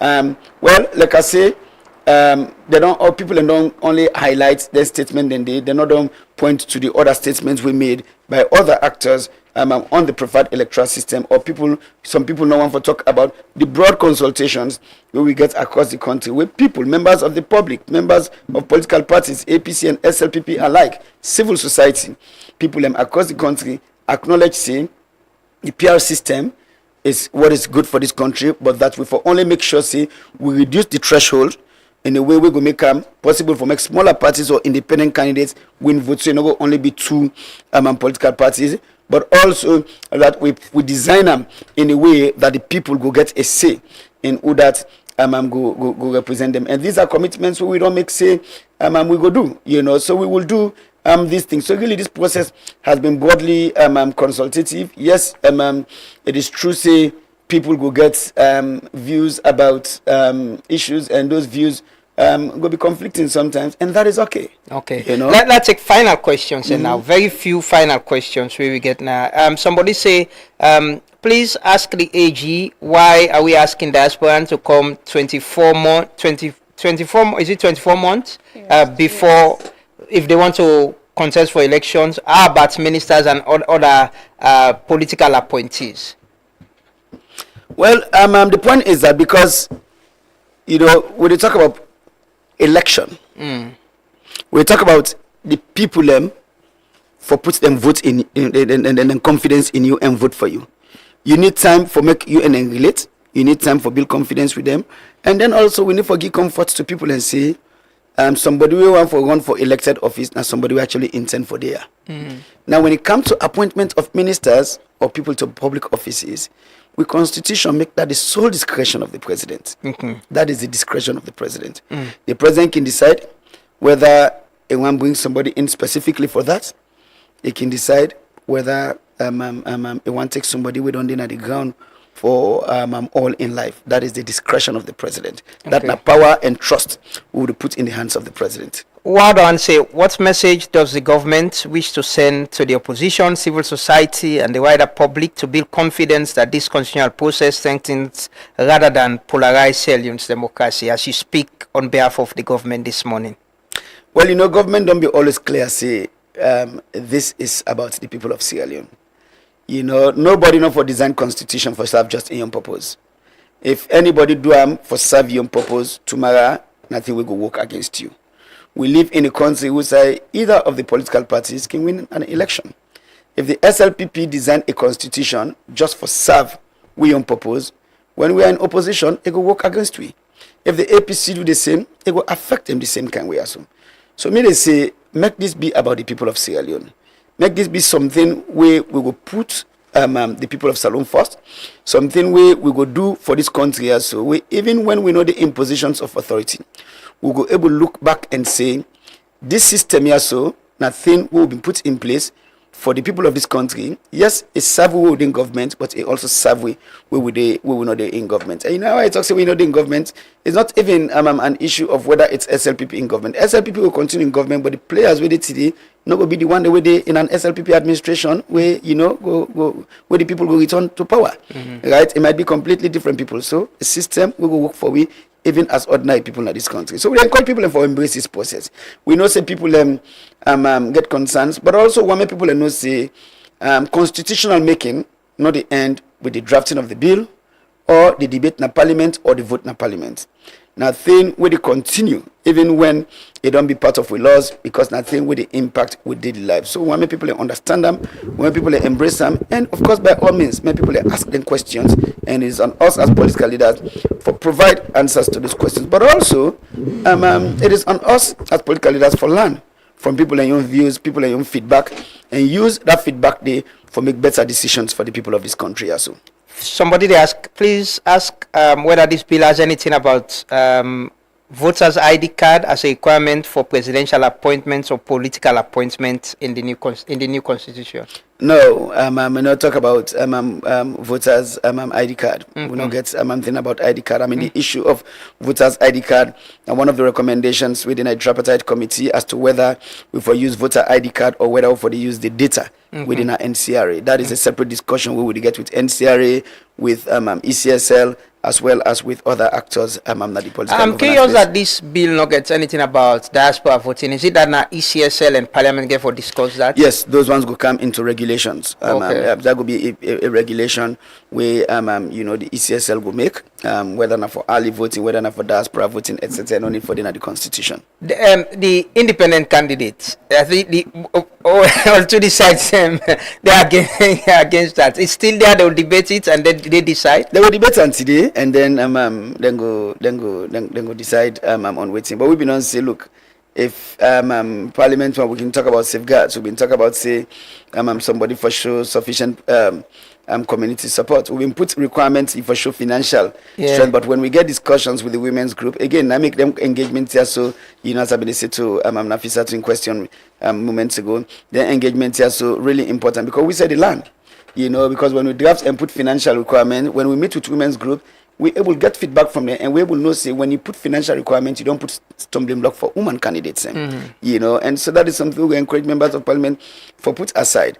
But also, I think it's a safeguard for also be, once a situation where because somebody lost a flag bearer contest, they want to become independent candidate. So you can actually put say maybe for 2 years or 3 years before the election, that person for don't be a member of a political party. Yeah. So telling us somebody just resign now so and go. So these are all safeguards. Citizens Barry and one of the MP they referred to that they mentioned that as well. Say gender sensitive words in the constitution how it is. Yes. When I take note of that, take note, and that is one thing. That is one thing that I encourage members of parliament for consider. I support the need for a gender responsive constitution. And that, of course, again, for do with the provisions within inside the constitution, way for enhance instead of stifle women's participation in politics. But it also, in this day and age, it also get for do with the language we would use in the constitution. So, yes, I support the position. Say, we forget either a language would reflect as him or her, you understand?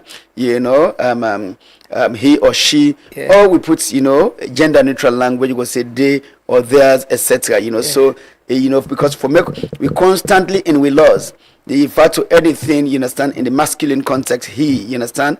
And all, it reinforce, the patriarchy way we get in our country. So yes, I support Citizens Barry, I support the women's groups, and I support the honorable member of parliament, Mrs. Zumbo, Mariama Zumbo, where it say let's go for a gender sensitive or gender neutral language in the constitution. Finally, Mr. Minister, what in this mean for you? This is a time this is not something they happen too often. Everybody don't acknowledge that.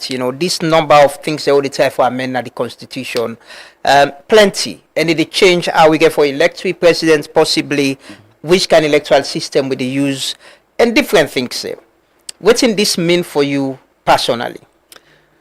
The point is that I always don't say, when President Bill appoints me as Attorney General and Minister of Justice, not the honor of my life, not a privilege for serve in this position, and it's something that I don't take for granted at all, and I can like for say, it's also a privilege for how the people of this country don't embrace the work where they provide leadership on with directives from His Excellency the President. I'm glad for the goodwill. I'm glad for the way people are embraced the reforms, including the debates. We don't open on broad issues we get for the government. At the end of the day, for me, there's one thing I go want when people can ask me what this mean for me, or how I go want for being remembered in all of this. I always don't say at the end of this, I really want for being remembered only as the person, the Attorney General, we make the justice system, or then we laws just work for the people. Because at the end of the day, it is about them. Always don't say we want a system we go work for me as an ordinary person, not only as Attorney General. So that is how I want this moment for be remembered as something where we do for the people. Of course, people already can call me the people's AG. Yeah. Say, the name way I don't carry with grace, with the badge of honor, and like I say, for me, it go mean zero or nothing for me if this is not a process that works for the people. But it would mean everything, the world to me, if it works for the people of this country. You're going to Parliament prepared to stay as late as you can?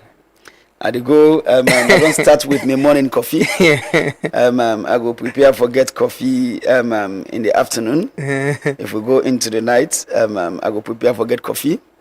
But I really hope say we members of Parliament go do the right thing. Make we look at this process beyond we self. Make we look at this process in the context of the people. We they in them position here, so for serve. You're looking forward to this becoming a law after today? Of course, I'm very confident say this will become law. I'm really confident say members of Parliament are going to do the right thing, and that this bill and go pass. I'm confident say yes, there will be modifications, but waiting we will get out of Parliament will be better than waiting we take to Parliament, and that we as a country or members of Parliament we realize say we dey do this for everybody. The person will post on Facebook, and the person will not get access to Facebook. The person will get data for call into this show, and the person will not get data. The person will get a chance for take time off in work for listen to this show, and the person will probably the worker gonna farm right now because he not get the luxury of doing this. Like we know say we are doing this for all of them. So if not just a particular demographic we want to do this for, we'll be doing it with the wrong intention. But we want to do this for all of Salone. When that's not the responsibility we will carry. We're going to do something very honorable. You got a message to the members of the APC members of Parliament? At the end of the day, I don't say, look here. The APC members of Parliament are we brothers and we sisters. I always don't say, look, we all love this country also. It happens say we all choose for channel or manifest this love also through different vehicles. It's like being in a relationship, right? You see, say some man or some woman, when a jealous, the way it react is different from some other people because we all get different approaches to different things. And so I can look at the way we would manifest with love for this country also. We manifest them in different ways. Some people, they show their anger. Some people, even when they're upset, they will prefer for big. You understand? For make peace prevail. And so I respect that. And so we brothers and sisters, we're all in this together. We brothers and sisters in the APC, we're all in this together. This is a country where we all love. And when we sign up for do this work here, so now a solemn commitment we make. Say we do them for the people of this country. But we do them also knowing say we not get for doing in them position here so forever. So for the short time, we will get the privilege of doing this. Make we do them right and make it work for the people of this country. I don't know when I will get you back now this program, but I know you're always available. You can get me. Yes, exactly. I know, and I appreciate that so much. But I'll ask you this final question. I see you in Ghana. You meet with your counterpart, the Dutch Justice Minister. Is there a conversation on addressing or resolving the request for extradition of the Omar Sharif? Yes, there's conversation about that, but there's conversation we go beyond that. There's conversation we go into security cooperation. There's conversation we acknowledge, say, transnational crimes, they affect with different borders. There's conversation we acknowledge, say, yes, there have been reports of things and where they happen from the borders where they impact Europe, but there have also been reports where they say things that happen in countries where they affect we this country. We also don't make public say, a report where the Dutch think tank do establish, say, the Netherlands and one of the countries and where they now a source of supply for the substance where they use for make kush where they kill with brothers and with sisters in this country. So we discuss all of that and see how we go work together that make this engagement not be about a single issue, but that we make them broadly about security cooperation and responding to transnational crimes. We will make sure say we respective borders. What's the next step? The next step really now for continue then dialogue here so. and see we take concrete steps for strengthening such security cooperation. It's broad, you understand, and then we go and the narrow cooperation, down. the conversation include the extradition request. Of course, there's an active extradition request, and so that is a conversation we get. And what's in our position on that? Our position has always been that we go respect with commitments, we go respect with laws, we go respect with judicial process, and then no say that commitment they not change, and we commitment that we go do this for make sure say we respective countries and safe. The last time when we will get conversation, you say police they investigate and they still waiting at the outcome from the investigation. As I said, have they said anything? I understand the police go make an announcement on that very soon. Okay, well, thank you so much, Mr. Minister, the Attorney General, Minister of Justice, Alpha Cisse. We don't keep you for some time now. I'm sure you go Parliament directly. But we have to prepare for link to Parliament. It's going to be a long day, I'm sure. Members of Parliament get to go line by line of these documents. And hopefully, the end of today, we'll get a document where go serve the interests of this country. And we'll remember people like you and the members of Parliament, all who are involved in this, Tumara Bambai saying and then give you a document we shape the electoral system in a better way. Thank you so much for joining us and have a lovely day. And we wait for watch you live in our Parliament. Thank you, Lamrana. Thank you, Nafisatu. Thank you to the Truth Media team. You got a message for Salon people? Well, I mean, this is the moment where we for embrace. This is the moment where we for celebrate. It's I can say. Really, when we look at the journey where we don't work in this country as well. Mm-hmm. For a point now, we say would they get a national debate on constitutional amendment. It is remarkable. Mm-hmm. For a country where, survived decades of one-party dictatorship. We go through an 11-year civil war, but we don't rise from that. We don't conduct 6 elections under this constitution. In 2 of those elections, power transfer peacefully to the opposition. A country where don't go through the transition but get a vibrant civil society. A country where they enjoy such high level of tolerance in this country. Also. A country where you go say we not prone to religious fundamentalism or terrorism financing. A country where at a time when there's democratic backsliding across the world, and we talk about whether not the US or not Europe or other countries then, that Salon don't hold the fort, knowing with history, evidence of which now the current discussion we get about constitutionalism, I think say we need for commend ourselves. That no means say we don't get with challenges during this period. But then challenges here so where we don't get, they not for be counted as indictments of failure. In fact, the way where we don't respond to them challenges here so for really sure we say we na a democracy where they be strengthened day by day, where they be tested and refined through the fire where we go through and make sure say we get better outcomes for we people. That's not the essence of the constitutional debate where we get right now, and this not a moment where we all for really celebrate and look back on later and say this is a moment where we make we country proud. With that message there from the Attorney General and Minister of Justice, we wish them the very best and wish we follow the debate, the committee stage, and go bring you live broadcast. So they take a quick commercial break. They come back shortly. Continue for Stay With We. Are you tired of waiting in long lines at the bank? Say hello to Omnilite, your ultimate banking solution from EcoBank.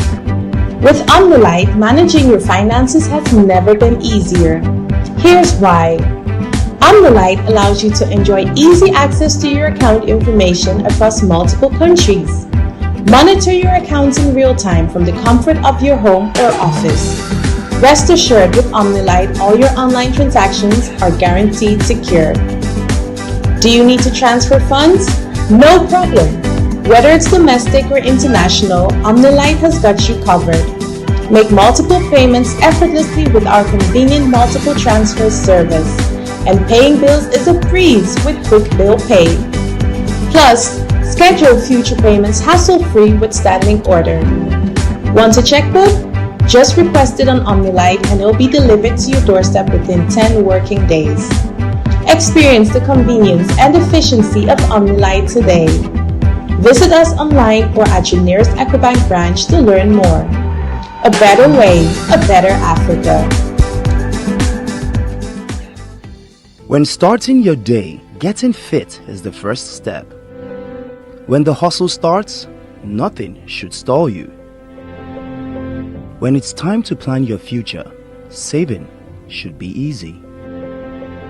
When you're ready to expand, no room for excuses. When your child needs relief, waiting isn't an option. And if it's you asking, no isn't an answer. Because for us, when it comes to banking, it's all about you.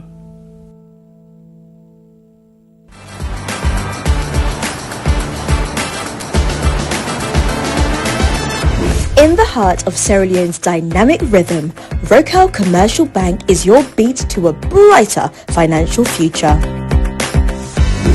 We're not just a bank, but we're your financial partner committed to your success. We've got the financial tools you need to rise higher. Our team is here to serve you with speed and a smile because your time matters to us. So, are you ready to unlock financial prosperity?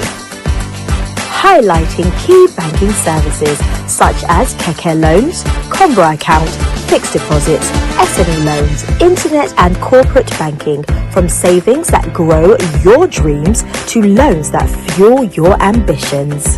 Demonstrating fast and friendly customer service. Showcasing cutting-edge banking technology and ATMs.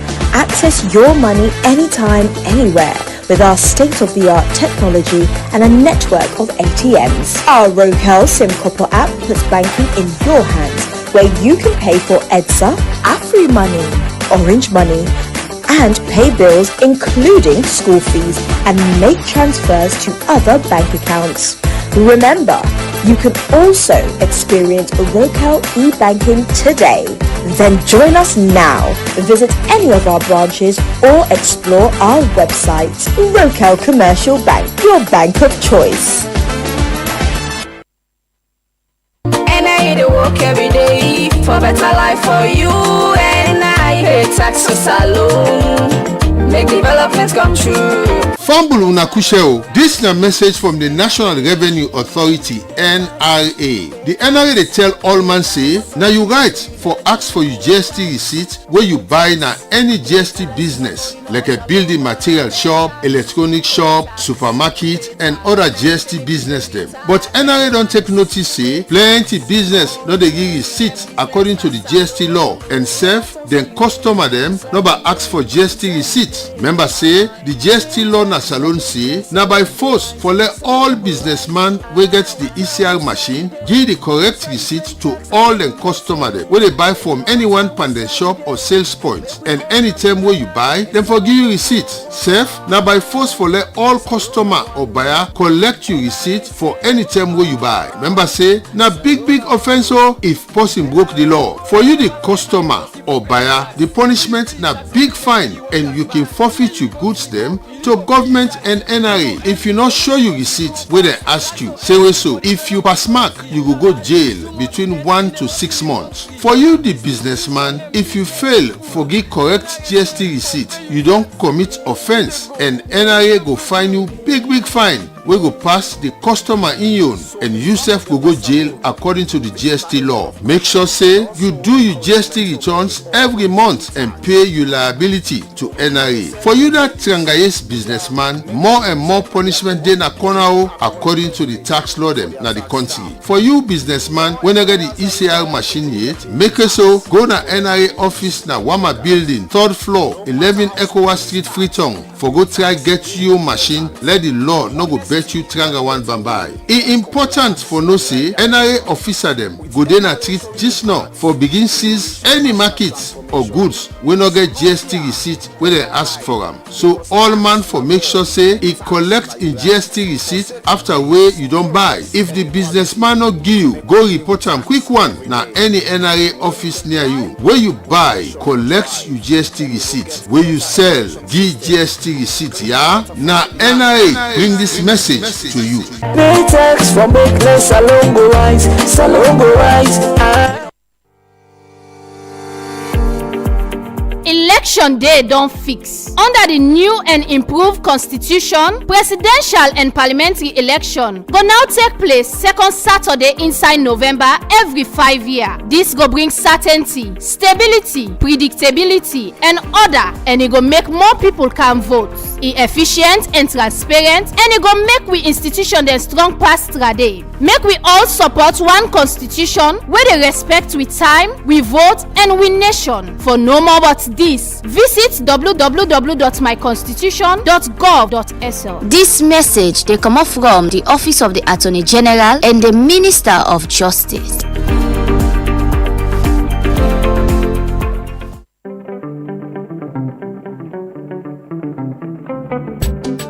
Mama, you no go clinic yet? I be one wait small. No wait oh. Early action dey save life. When you get belle, na blessing, but belle woman need care. So go na hospital early, take your appointment serious. But not so you no more. You pikin self need care, so care you pikin go hospital. Make sure the pikin take all the maclade the way the doctor say. No sit down na host the paper doctor you self or you pikin. Take action, come hospital. We mama then come hospital, we the nurse then go take action for protect them. We also go take action for protect the pikin from sick. Now that make we go give them maclate. Quick action they save life. So take action for yourself, take action for your pikin. Zero they start with action. This message they come from the Ministry of Health together with the Ministry of Information and Civic Education.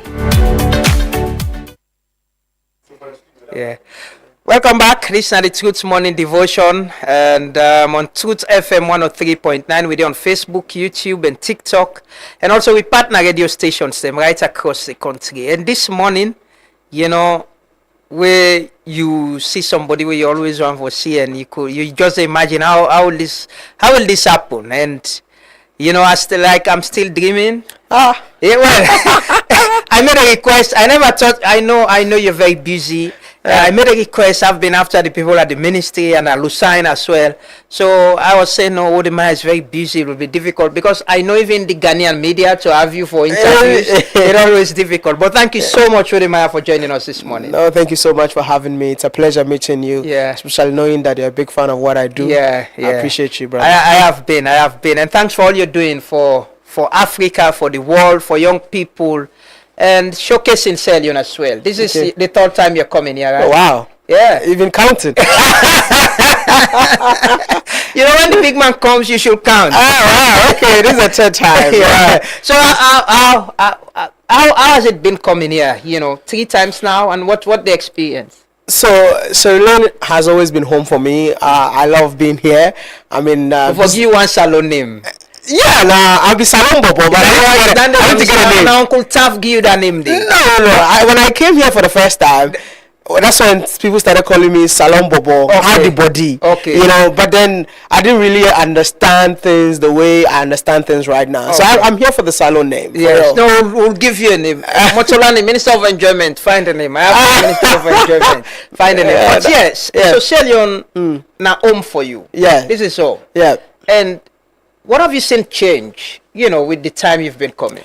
So I remember the first time I came in here. I came here with my girlfriend that time, who is currently my wife. We came here exploring Sierra Leone, trying different meals, seeing different places. That is when I came up with this code, Salon na Heaven, when I went to number 2. Yeah. But this time around, I feel like I'm more experienced in the storytelling, and I feel like Sierra Leone deserve a better story from Wodemaya than the previous stories that I did. Also, I've been to the Caribbean, and I found a little bit of connection between Salon and the Caribbean. I'm like, this is the perfect time for me to combine both countries together and then make it happen. But what has changed for me, the first time I came, I had to use the big ferry. Yeah. This time you have a coach where you can take you from the airport to wherever you're going. I'm seeing roads are being constructed right now. I was so impressed because I came from Liberia and I used the road from the border to Bo. I was so impressed. I'm like, my goodness, I went to Liberia through Sierra Leone, right? And the road that we traveled on, by the time we arrived in Liberia, my waist was already paining me. So seeing all these changes, I'm super impressed to see that there's improvement happening in the country, and even the airport. You didn't have the airport for the last time that I came. There's a new airport, and also I feel like the Minister of Tourism currently is doing a tremendous work in terms of improving tourism in the country. I was here for the second time. And I went to Takugama? Takugama, the chimpanzee. We have. So this was donated to us from them. We got it from them as part of popularizing what they're doing. This is called. We gave it a name, Takugama. Name it after the sanctuary. That's amazing because when they told me that they are building an innovative hub, I was like, okay, this is one of Africa's stories, that they always say, they mention prizes. But I came for the third time and I see the infrastructure is 95% complete. And I was so impressed. So I guess you guys need to hold your Minister of Tourism. You need to put her out there. Yeah, she's doing well. But what I see in Liberia, you mentioned Barbados. Their citizens, Barbadians who came there, settled there, and you spoke to one of their people who you were asking if he is going back, and he's not even going back. But that connection, how I've seen you in the Caribbean, how people see you as one of theirs. How do we connect? How much have you been able to try to connect Africa and the Caribbean? So, first of all, I didn't even know there are people living in the Caribbean. That's how ignorant I was from the very beginning. I met a classmate who was an African American. We studied in China together, and I went to class and I met this guy, and I'm like, we're supposed to be divided into groups. So I met this guy and I'm like, hey, my brother, which African country are you from? And he goes so pissed that, hey, I'm not an African, why you call him an African? So that alone led me on a journey of what I am on right now, which is traveling different African countries, learning about transatlantic slave trade. And this journey, I feel like it will be incomplete if I don't go to the Caribbean. Then I went to the Caribbean and I found Africa out of Africa, and I couldn't believe it. I found myself in Barbados, and they were like, did you know that back in 1865 Barbadians left Barbados to Liberia for greener pastures? And I'm like, I've been to Liberia and I didn't know this. So I was like, you know what, if I ever find myself in Liberia again, I'm gonna go to exactly the same place that they settled. I went there, I did the story, and everybody was saying that, like, even they were born in Liberia and they didn't know this story. Now I think the Prime Minister of Barbados honored me because of some of this connection that I'm doing. But the most important reason why I am here this time around, I don't know if you know the Temini tribe. So the Temini tribe of Sierra Leone are the ones that were taken to Karakou. If you go to Grenada, Sierra Leone and Amadou Masale did a short documentary on it some time ago. Oh wow! There's 3 islands that makes a country. So I met the Prime Minister of the country. We became good friends. I even invited him to Ghana, and he met the President of Ghana. I saw that. Exactly. So I've not released that video yet, and I'm like, that video will be incomplete if I don't come to connect with the Temini tribe out here in Sierra Leone. Hence the reason why I'm here for the 3rd time. And also, like, Jamaica, the Maroons. They were also here. I've been to the Maroons, so I'm here to connect the dot, because these are the things that I personally did not know. So I learned along the journey, and I'm like, if I'm learning, why not just educate my audience and connect the dot? But it's so important for us to get to know that we are the same people, and it's so important for us to get to know each other. At some point, I think Wodamaya has done a lot. Oh, really? So you might want to say, I'll relax. I've got a small family. You've got a child now. Let me raise the child up. But you're still on this. What's motivating you and inspiring you? The impact. I think the impact that my videos makes is what keeps me going. Like, for the past 2 months, I decided not to step out because I have a baby girl, and every time daddy, so it's like, I need to just spend time at home. But then I look at the journey that I have to go on, I'm like, you know what, just understand that daddy has to go and then I'll be back. The impact that the videos make, you meet people and they'll be like, I got to know this because of you. I invested in Africa because of you. I traveled in Africa because of you. When I was in Liberia, I ended up I think we were doing a float and I was tired. So I stopped the car randomly to help me catch up with the float. Immediately I entered the car, the lady in the car started shouting. I know. I'm like, why are you shouting? I just need a lift. She said, I just arrived in this country 3 days ago. I moved to Liberia and it's because of you. What are the odds for you to enter my car? Do you know, so these are the things that even when you are tired, you be like, you know what, I have to keep going. Yesterday I arrived in here, I got a message on my phone. There's a guy said, I'm Sierra Leonean based in America. It's because of you. That's why I'm investing in Sierra Leone. Because when I came here the last time, I made a video. I don't know if you ever saw it. I was so angry. Like, the war is over. Yeah. Why is the engineers not investing in the country? Why have you all left? Why is it that the economy is in the hands of the Lebanese? I made that video and I came back this time around and people are saying, thank you so much for that video. It's because of you. Because of that video, that's how I'm doing this. Because of that video, that's how I'm like, okay, you know what? If you see such impact, my brother, even if you were me, even if you are tired, you still keep going. But how do you stay humble? You know, I've seen you. I've seen you've met with leaders, you know, all over. You know, how do you stay humble as you are? I think I was born with it, you know. I wake up every day feeling like, what's next? You know, there's nothing like, I don't even see myself as Watermaya. You see, like, they asked me to come to the radio and I'm like, I need to shoot. But I'm like, okay, let's just go. And it's just know that you are just a vessel that God is using. It's just more like a calling for me. It's not like I want to be famous. I'm not interested. So sometimes when I meet people and they be like, I love your videos. Even me, I get shocked. Even you, it's the impact. It's the like for me, is the impact. A lot of things about the Caribbean to you. Oh wow! You know, and I see how people in the Caribbean embrace you. There's a lady who saw you and was shouting your name. One of my most fulfilling moments in the Caribbean was a lady that saw me, started crying, and then brought a bowl of water and started washing my feet. And after washing my feet, she used her rasta to wipe it. And I'm like, my goodness. Guess what? She visited Sierra Leone she visited Africa for the first time, and she chose Sierra Leone at the One Nation Reggae Festival. And you're coming, I heard that. Exactly, the next one. You're coming the next one I'm coming. November. You perform. You should be training. That's a good one. We'll invite the minister. Maybe the president. But I saw in Ghana, wherever you go, the leaders recognize you. And now you carry a diplomatic passport, right? Yes. The Ghanaian government. And some time ago, you mentioned how the struggle, the challenges, and traveling, especially in Africa. Is that easy now? It's becoming easy because I think people know me a lot. I remember like when I was leaving Sierra Leone to Liberia last time, I struggled a lot. This time around, they just took my passport and they asked me to stay in the car.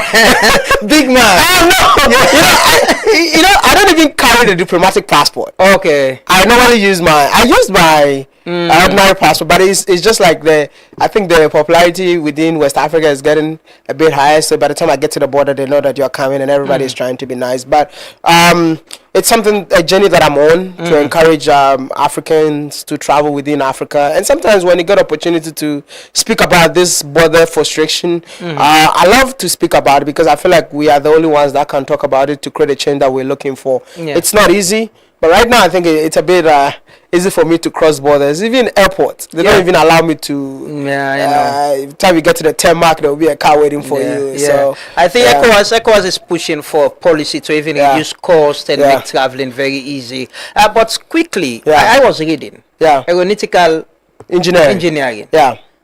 You should be around planes, right? Flying, you know.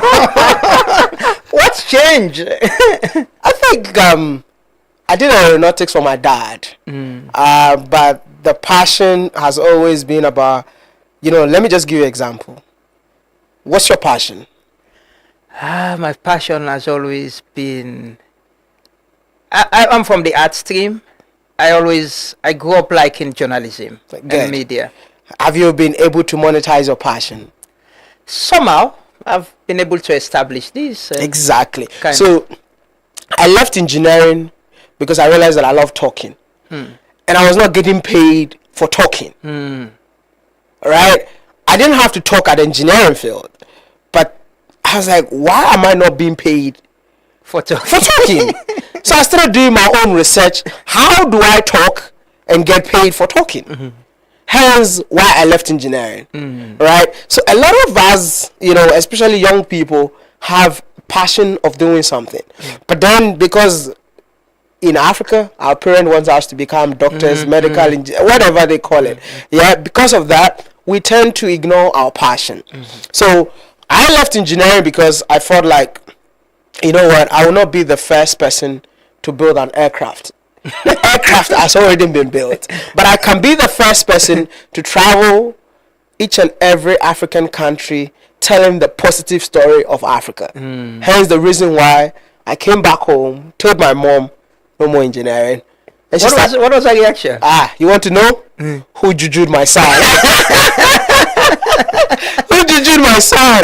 But it was not, for me, it was not anything about juju, but it was just me trying to follow my passion. And I believe that my passion have taken me to rooms that I don't think engineering could have taken me to. So I keep telling the youth, if you love doing something, go for it. Take the risk and make the best out of it. So you have no regret? Hell no. No. and your mom? Oh, you know what? My mom is in my house. Yeah. My mom is in my house. Even if I don't travel now, my mom asks me, so when are you going to work? So juju but it started in China, right? Yes. You were trying to show China to the world and to Africa as well. And it grew beyond that. So, you know, I started as a comedian. I feel like I want to share this on my platform. I don't know if you guys have are you live on Facebook? Yeah, we're live. I don't have internet, but if you can connect the internet so that I can share. Sure, come. I can connect you. Come. Yeah, so that I can. Yeah. So I'll ask you something else. Yeah. So we'll come live. Yeah. We'll come live to it. You'll be ringing this bell, but later. But I want to ask about you know. You were with Uncle Taff. Yes. I had him here some time ago. Oh wow. Yes, and you were talking also about investment in Africa, encouraging the place you were is owned by a Ghanaian. Yes. In Liberia. We are talking about it as well. What do you think? I was talking to the Attorney General Minister of Justice just now, and we're changing our laws, and I see Ghana is doing the same about allowing African diaspora and Sierra Leonean diasporans and Ghanaian in the diaspora with dual citizenship to be able to come and contest elections for parliament and serve. But in terms of business investments in the tourism sector and all, what the potential and what do you think our brothers and sisters in the diaspora can come and invest in? See, Africa is open. Africa is the place to invest. I keep telling Africans that wherever there are challenges, that's where the opportunities are. But, you know, we were made to believe that there is no money. We're made to believe that there is no money in Africa. So I am just telling the African diaspora to make Africa their home.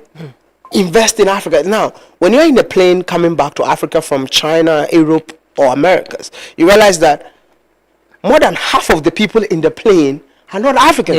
Yeah. Right? So ask yourself, if you think there are no opportunities in here, why are all these people coming in? Right? And when you invest in home grounds, like it's like playing football. When you are playing football at home, you have what? The home support. So if you are an African and you're investing in Africa, you have the home support. At the end of the day, the money stays in Africa. You might think that like people are investing in here because they want to help grow your economy. But at the end of the day, they take the money out. It's business, yeah? It's business. And I'm telling Africans, if we don't take care, Nkrumah spoke about neocolonialism in the past. We think it's a joke, but it's happening right in front of our eyes. And I'm just saying, if you feel like you don't want to invest in Ghana, you're a Ghanaian, you don't want to invest in Ghana, Go to Sierra Leone. Yeah. Go to Liberia, because you're an African. Yeah. Right? You like I went to Liberia, and this hotel that I slept in was Yeah. owned by a Ghanaian. Yeah. But before that, it was that same hotel was owned by an African American. Right? So why don't we just open the borders and start investing across the continent? Uncle Taf, when I met Uncle Taf in Nigeria, I was like, why is this man from a small country like Gambia building like a biggest estate in Nigeria? And nobody knew him. So I put him on. Yeah. And I put him on. You did. When I put him on, and I saw the whole Africa was calling him, come and invest in my country. Yeah. And after that, I think he has invested in Sierra Leone. Yes. He went to his own country to do exactly the same thing that he did in Gambia, he did in Nigeria, in his own country, and now he's in Liberia. What is he going to do? He's going to help build the economy of the countries that he finds himself in. And I'm just saying that no African should be left out, especially the diasporans. If you don't start coming back home, investing little by little in your own country, very soon you might be a foreigner whenever you find yourself in your country. You'll be finding somewhere to sleep and sleeping. You see, Yeah. but I also feel like the diaspora need to play a major role. I mean, the war is over. If you check, Liberia and Sierra Leone got huge diaspora outside because of the war. Yeah. Right? But then I'm just saying that the war is over. Come back. You've acquired knowledge. You've acquired skills. Come, let's collaborate with the locals, and let's build something together. Let's build the Sierra Leone that we all want, than to just sit in the diaspora and keep complaining about how things are not going well in the country. Yeah, it can be done. It can be done. You have internet now. Yes. I think you can tell the comedy story. Yeah, you know, I'm just saying my phone, I had to connect my phone to the internet, because the moment I connect my phone, everything starts coming. Breathing. What's the page? Truth Media? Truth Media. There's more like a Truth Media in Ghana to me. Okay. Truth Media. You've seen it? It's okay. The internet is not strong? No, it's there. It's there now? Okay. Alright. This one, eh? Yeah. Let me see. If you can just... Yes, this one. If you can go to the page and then... This is iPhone. Let me go back. I'm Samsung. Okay, I've seen it. Let me go to the live broadcast for today. Yeah. Let's see. So we're gonna have What Am I Alive? What you trying to? You want to go live, right? I wanted to. Are you guys are live so that I can just? Yeah, we are live. I can share to my page. Okay. Sure. Yes. Yeah. We're doing that now. Yeah. We're doing that. Let me see.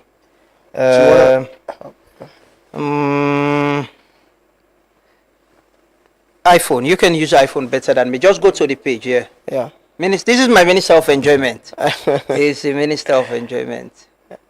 Yeah. But what he's doing it for the man, I want to ask, how many countries have you been to? In Africa, Caribbean, across the world? Oh, that's 55 countries. 55? Yeah, 55 countries. You plan to do? My goal is to travel every black nation in the world.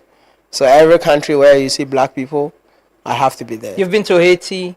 Haiti, not yet, but that's the country that I'll be visiting this year. Yeah, it's a country that I've always wanted to visit. It's just that a lot was happening in Haiti, that's why I had to stay back. But now I think it's time for us to go to Haiti. Yeah. And when do you plan to do you have an intention to say at this age I'll retire, I'll stop? No way, no. Not at all. Not at all. You're not ending soon? Nah. Okay. Not at all. But you also have investment and businesses you do? Practically? Yeah. So I do real estate. I have a restaurant in Ghana myself, and I have a coconut farm, which I have in Ghana. So I invest a lot. I mean, my whole life is full of investment, because with this job that I'm doing personally, it's more like like a hobby. Yeah. It's more like telling the African stories and also making my own impact in my own way, just like contributing to the development of Africa in my own way. But apart from that, I build and sell, which is real estate, like Uncle Tough. Just that we are doing it in a very small scale. I saw the other day you tend to change your glass. Was it for your gym? That's for my house. Yeah, I just like, so anytime I go home, I try to add some flavors to my house, you know, just like whatever I see across my travels, I just want to replicate that in my house. But then we also run a restaurant in Ghana, and then we do like also, if you want to visit Ghana, we have short stay properties that whenever people come, they can stay in there and then just enjoy themselves in Ghana. I'm struggling with this thing, man. Yeah, I don't know which of the internet it gave you, but let's see. What you can tell the story. Maybe it will get better. Maybe whilst telling the story, the comedy story you want. The comedy story. So it's interesting. Eh? So I started my YouTube journey as a comedian. Yeah, I think I've seen it now. Okay. I want to really get down and get off the phone. Okay, I've seen it. All right. You know what? Take it and then share it. I had 2 Facebook accounts. The first one was in there. So just the way I've opened it, if you know how to share video, just share it. All right. Okay. Yeah. So I started my whole journey as a comedian. When I wanted to more like monetize the fact that I know how to talk and I'm not getting paid for talking, I went online and I saw what people are doing. Almost everything was comedy. So I was like, okay, let's just try it out. But I started making comedy videos and my classmates were like, you're not funny, bro. They discouraged you. My classmates were like, guy, you're not really funny, so you better stop what you're doing. And it was so sad that whenever I go to class, people were laughing at me for just a video that I did yesterday. For trying a comedy skit? No, yeah, they're not laughing because the video was funny. They were laughing because you tried. Or because you were not funny? Because I was not funny. But then I did not stop. I didn't let their their remarks get into me until my dad found out one of my videos. So when my dad found out one of my videos, he's like, guy, I took you to school to become an engineer, not a guy going up and about, doing comedy videos. So what happened was I had to stop making the videos. And also, I didn't have a camera. I didn't have anything to shoot videos that time. So what I did was I spoke to my mom. And I told my mom, listen, I feel like I can really do this because I've done all the research. And my mom is like, you know what, I'm going to talk to your dad for you. 2 weeks later, after my dad stopped talking to me, my mom managed to convince my dad. And my dad called me back and said, you can do what you're doing, but you have to do it in a different way, not comedy. Hence the reason why I started creating videos, more like trying to showcase or trying to change the misconception about Africans living in China because of my dad. So my dad told me to stop the comedy and do something impactful. And doing something impactful, that is when I knew that I speak Chinese. Can I use my Chinese that I speak to educate Chinese people about Africa? And when I did my first video, that's when it went viral. Hence the reason why my name is Watermaya. So Watermaya simply put means my mom. Because if my mom did not manage to convince my dad, you won't be seeing me today. Yeah. So you're grateful today. So I'm even glad that I stopped the comedy. So if you watch my videos sometimes, even though you might think that I'm being too serious, then I put a little bit of comic in there. Yeah, just to let you know that I started as a comedian. So that's you, right? Yeah, today. This is a throwback that I did today. So I saw GH1. There's a TV station in Ghana. Who picked up one of my photos with 2 presidents. So I was in between the president of Ghana and then the prime minister of Grenada, and they posted it. And I'm like, wow, I've come a long way. Look at this young man relaxed in between 2 presidents. So I went back and I'm like, yo, before the picture you're seeing right today, there was this picture too. So I was a one-man show. I film everything myself. So tell one of the presenters at GH1. Yeah. The guy who do one-on-one. Is he one-on-one? Bulare? No, the Fulani guy. Really? No, it's not. It's Sanda. But that's City. That's City, right? City, yeah. Okay, yes. That's City. I'm a fan of him. Oh, okay. That's City, yeah. I follow him a lot. Oh, wow, nice. I follow him a lot. But that's camera. That the camera you're talking about? So the camera I'm holding was a gift. I didn't have a camera before. I started my videos with Samsung S2, which my brother bought it for me. But then you were not getting the quality you're looking for. And the videos were not good. So I complained online that I love what I'm doing and I feel like one day I can improve it. Then there's a medical doctor in the US, listened to me. He was part of my 100 subscribers that time. It's like, I see your future even though you cannot see it. So I want to invest in your future. I've never met this guy till today. He sent me money to buy my first ever camera. And that's the camera I'm holding. This camera did not even have the mic port.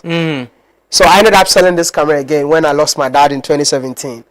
So I sold this camera to somebody to come for my dad's funeral in 2017. And I went back to China and then I got another camera gift from my Chinese friend. That's his Canon 7D or 700D or one of them. And that is how the production started getting better. But even before that, I used to have a microphone. You know, the microphone for interviewing people? Yeah. I had a microphone without a camera. So I had a microphone and a memory card. So a big shout out to my friend called Awe. He's a Chinese guy. He was a photographer. So what he does is that he brings his camera, I bring my memory card and my microphone, and then we shoot. I remember when I went to China with the president of Ghana, I had to let the president meet him. So I took him to meet the president of Ghana. Like, this is the guy who played a major role when I was making videos way back in China. And the thing about me, I don't forget the people that I started with. No, I've seen that. Yeah, I don't forget the people that I started. And you mentioned your uncle. Your uncle, you. Oh yeah, you saw it. Yeah. I think that being grateful and being humble as well. And there's a lot of things happening now with social media, influencers, young people seeing this new vogue. Everybody wants to get into it. Monetization. What will you say to mostly young Sierra Leoneans who are watching or listening to us now? How do they get things done the better way, you know? First of all, if you really want to create videos, don't create videos because everyone is creating videos. Create videos because you know why you're creating videos. What is the purpose behind the videos that you're creating? So that when you're not getting the views, you will not be frustrated. A lot of people are jumping on trends just because this one is doing it and it's trending and I want to do it too. Me, I don't believe in trends. I believe in building, one thing at a time. Which, to today, I've been doing this for over 10 years and I'm still here. You know why? Because I believe in what I'm doing and it's more like a purpose-driven, not trends-driven. Monetization, like I told you earlier, it's all about monetizing your passion. What do you enjoy doing? What is that one thing that you do a lot that you never get tired doing it? Is it eating? You can convert the eating into money. Is it sleeping? You can convert the sleeping. Even anytime you're sleeping, there's a camera on you. That's why people don't get it, because there are people that struggle to sleep. So when they see you sleeping, no, check online. What I'm seeing, check online. There are people that all they do is to sleep and put camera on them and put sound for them sleeping. There are people that go to the beach, set their camera, just the waves, and they record it, and then they put it online for people who are struggling to sleep, just to watch that video and sleep. But a lot of people are not doing research when it comes to content creation. Everyone is focusing on people doing comedy, and everybody want to be a comedian. I was a victim because when I wanted to make videos, the first person that I saw was doing a comedy video. So I'm like, okay, I guess that is the way. So I'm just here to tell you, what's your passion? Monetize or convert that passion into income. Platforms that we have works like an ATM machine. Every platform.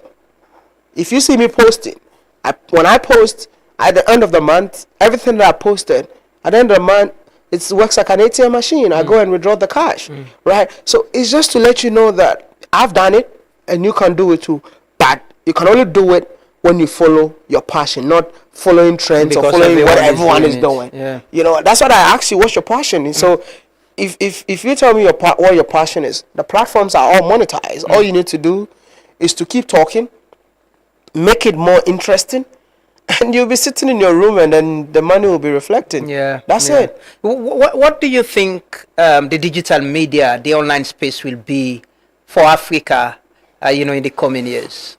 I think whether the big TV stations need to start understand that the new media is here to stay. Very soon, people will be broadcasting news from their bedroom without having to go to the studios. It's changing, and it's about time for you to change with it. See, AI is even making it crazier right now. That some of us, we need to start adapting the technology before it get out of hands.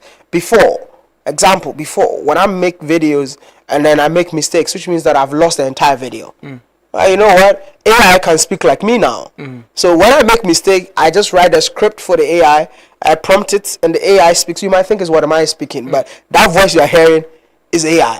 But it's just mimicking whatever I said, right? So we need to catch up. And I think the future of the continent, the way to change the beauty of this continent, will come from the digital media. And I am just telling each and every young African, if you have what it takes to be part of this journey or this part of the revolution, go for it.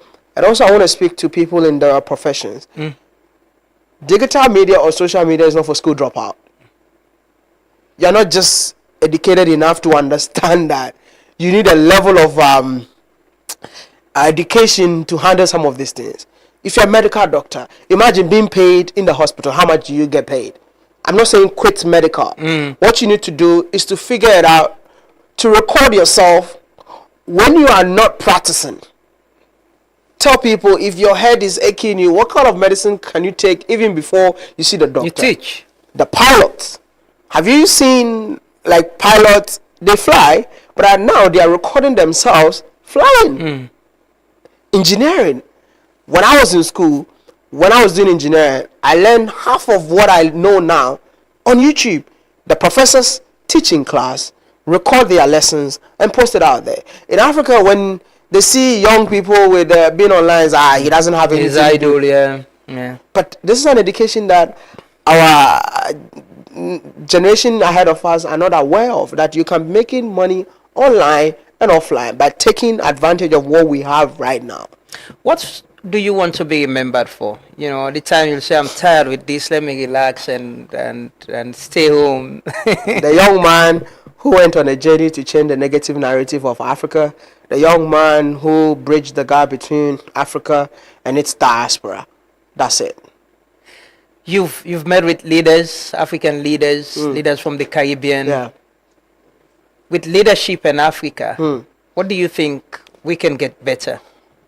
There's something wrong with leadership in Africa, and take it from me, because we are practicing what we don't understand, and you can see the problem of Africa in every country that you find yourself, that we are being led by politicians, not leaders. So we don't have leaders in Africa, if you ask me. How do we change that? Because the people, right now, leadership in Africa has become more like a business. So if you don't have money, you can't become president. Right? If you don't know how to lie to the people, you can never become president. And I think that all boils down to the education system that we have. Because if you check about politics in Africa, it's all about deliberately making people poor, so that at the end of your 5 years or 4 years term, you go to them, give them the money you stole from them, and then they vote for you to come to power to steal more from them. And if I am educated, I am here, I understand what you're doing, and you cannot buy me. You understand? But don't forget that your vote is the same as the guy who doesn't have anything to eat this morning. So when they give him the money, that's it. So I'm just saying that it's about time for the youth to wake up, to know that we really need leadership, not politicians. We need people that are really to intellectuals, ready to build our countries for us. Because if you ask me, they are practicing a democracy that they don't even understand. I don't know if you whatever we are practicing, the system of government that we are practicing the people that are leading us don't understand it. They're just practicing because they came to meet it, and they are also like trying to follow it. Because I have been to every, like 39 different countries in Africa. What do you see as the fundamental problem? Our education system. And the education system boils down to leadership, because it's the same people that becomes the president. So it's the same channel. Like in Africa, okay, so it's like, let me give you a typical example. In Africa, it's like they're doing business, right? So all of us in this room, we're just going to put our monies together to push you to become president. But the moment you come to power, you have to make minister of finance, minister of this, minister of that. Just in the way of paying us back. Paying us back. So it's like a business with interest. And this is what I keep saying, that there is no way we can build Africa with this system of government. Right now, it has even become more tribal. So if you are from the biggest tribe, that's my tribe man. We have to vote for my tribe man. And people vote without even understanding why they are voting for this person. They vote because of he's a Muslim, he's a Christian. They vote because he's from the same tribe. And that has been the biggest challenge when it comes to leadership in Africa. And I don't know how. I really don't know how things can be changed. Should we not be surprised if Wodemaya runs for the presidency? No. No, but you see, like I feel like I will, if I ever become president, I don't think I'll survive. Why? Because I'm so like very pragmatic, and I lived in China, by the way. So I don't believe in democracy, by the way. No, I don't believe. What form of government you believe in? I believe in dictatorship, but it has to be a dictatorship that is ready to change things. Like I went to China, I studied in China, I did everything in China, and I saw changes. Like where I used to live in China, when I went there 3 months, it was not like that. 3 months later, I came and everything has changed.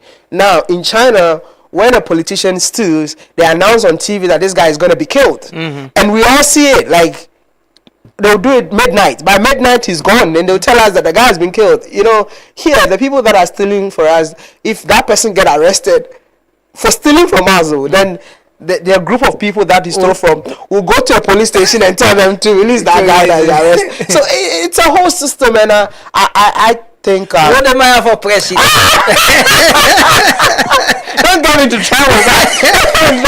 I just hope and believe that the young people of this continent can wake up, educate themselves, to be like, you know what, it's about time for us to put our ideas together to build the Africa that we want. Okay. Finally, Wodemaya, you see this bell? It's a symbol. Yeah. You know, we have a situation where, you know, drug abuse, push, affecting a lot of young people. So most people who come here will ask them to ring this just 3 times and give a message to young people. A lot of young people follow you. They see you as a role model, as someone who they admire. So you'll do that for us. And 3 times, eh? Yeah. When last you ring the bell? I don't even remember. Can I do it 3 more times? You know what?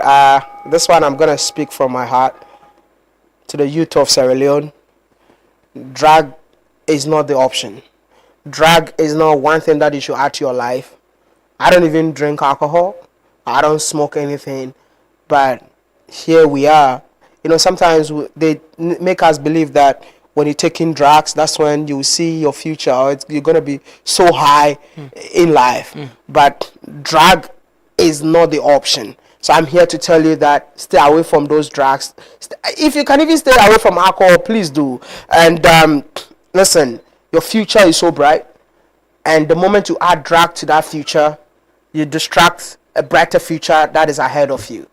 It's very important to abstain. Say no to drugs, especially the university student. I think especially Kush. Kush. I watched a documentary about it, and I think it's really destroying a lot of things in the country. Please, as a youth ambassador, say no to drugs. Thank you. Thank you so much, Wodemaya. Are you still around? I'm here. I'm actually extending my stay. Okay. Because I realized that there's a lot of things to do. Okay. So I'm doing 7 more days. and I'm out. Yeah, That's good. Yeah, So yeah, we still have a big stranger. You don't eat salon food, cassava leaf. Which one you like? The cassava leaves, man. You know, I first tasted cassava leaves from this country. Okay. Initially, in Ghana, we give cassava leaves to our goats. So when I arrived here for the first time and they said, this is cassava leaves, I'm like, I'm not a goat, bro. I'm not a goat, I'm not going to eat. But I tasted it, I'm like, oh my goodness, this is what we're missing. And guess what happened? The people from the northern part of Ghana were so upset that I said cassava leaves is for the goats. Yeah. Because in the northern part of Ghana, that is also their meal. So I don't know, maybe Salon and the northern part of We Ghana. are connected. Very well. Well, thank you so much. Thank you so much for joining us. I saw in Liberia you said you're planning to host a session for content creators. Is that something that will happen here? So I am yet to understand the content creation industry in here, because Liberia, I kind of understood it a little bit, and I realized that most of them don't even understand or know what they are doing. They just attack in their own way. So from Sierra Leone, I'll be going back to Liberia just for them to do a free masterclass for them. But if we have content creators in here, I would love to, like I said, I'm that kind of guy who is always teachable, who wants to share whatever I know. But if we can make it happen in a way that I can have a group of content creators to teach them how to take their content to the next level, why not? And it's for free. I don't. Thank you so much. Alusign is with you, Alusign from Bule, and I'm sure the ministry will coordinate that. And it will be good. Definitely. And I know you have a huge following, and you've seen that in the streets. If you walk, I want you to walk. Don't. Well, thank you so much. Thank you so much for having me. Thank you. I appreciate it. Well, now to end the program this morning, we're going to get a very good conversation with the Minister of Justice and Wodemaya. We get big stranger. We have the President of Gabon who is also here. Oh, okay. Presently, he'll be visiting Takugama and Leicester Peak as well. So we're a blessed country. Rainy season, we have two big strangers, a president and Wodemaya for president. But thank you so much. Now the end of the program. Let's meet back tomorrow. Have a lovely day and continue for Stay Truth Media. Bye bye. Thank you so much. Respect to all Massive and crew. It's been a long time you've been away from home. That's why me come back. When me sing things and me bring you these conscious reggae vibes. Jah be my guide, Rastafari. Papa, you been tell we say, make we trust the process. But man, it is called the progress of the process. We are in suit and tie, and dirty character. Thief man, they are like thief now, the system better. I, Rasta man, me know Eric Cockembull, me represent blue, white and blue. That's what me have to do. You meet the water dirty, you know it make you settle. And then you jump beside, you don't dirty and more. Thief man, they are like thief now, the system better. Salon they go behind, who that now we go believe. Police na wrong side life, now we dey live so. They are like thief, who that now we go.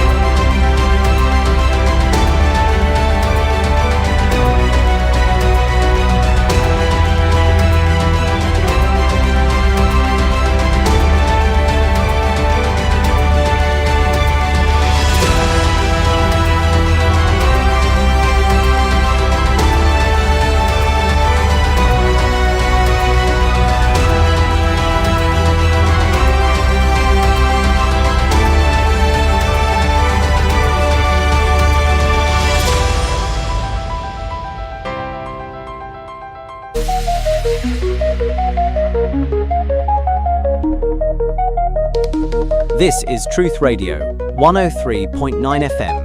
We empower the nation.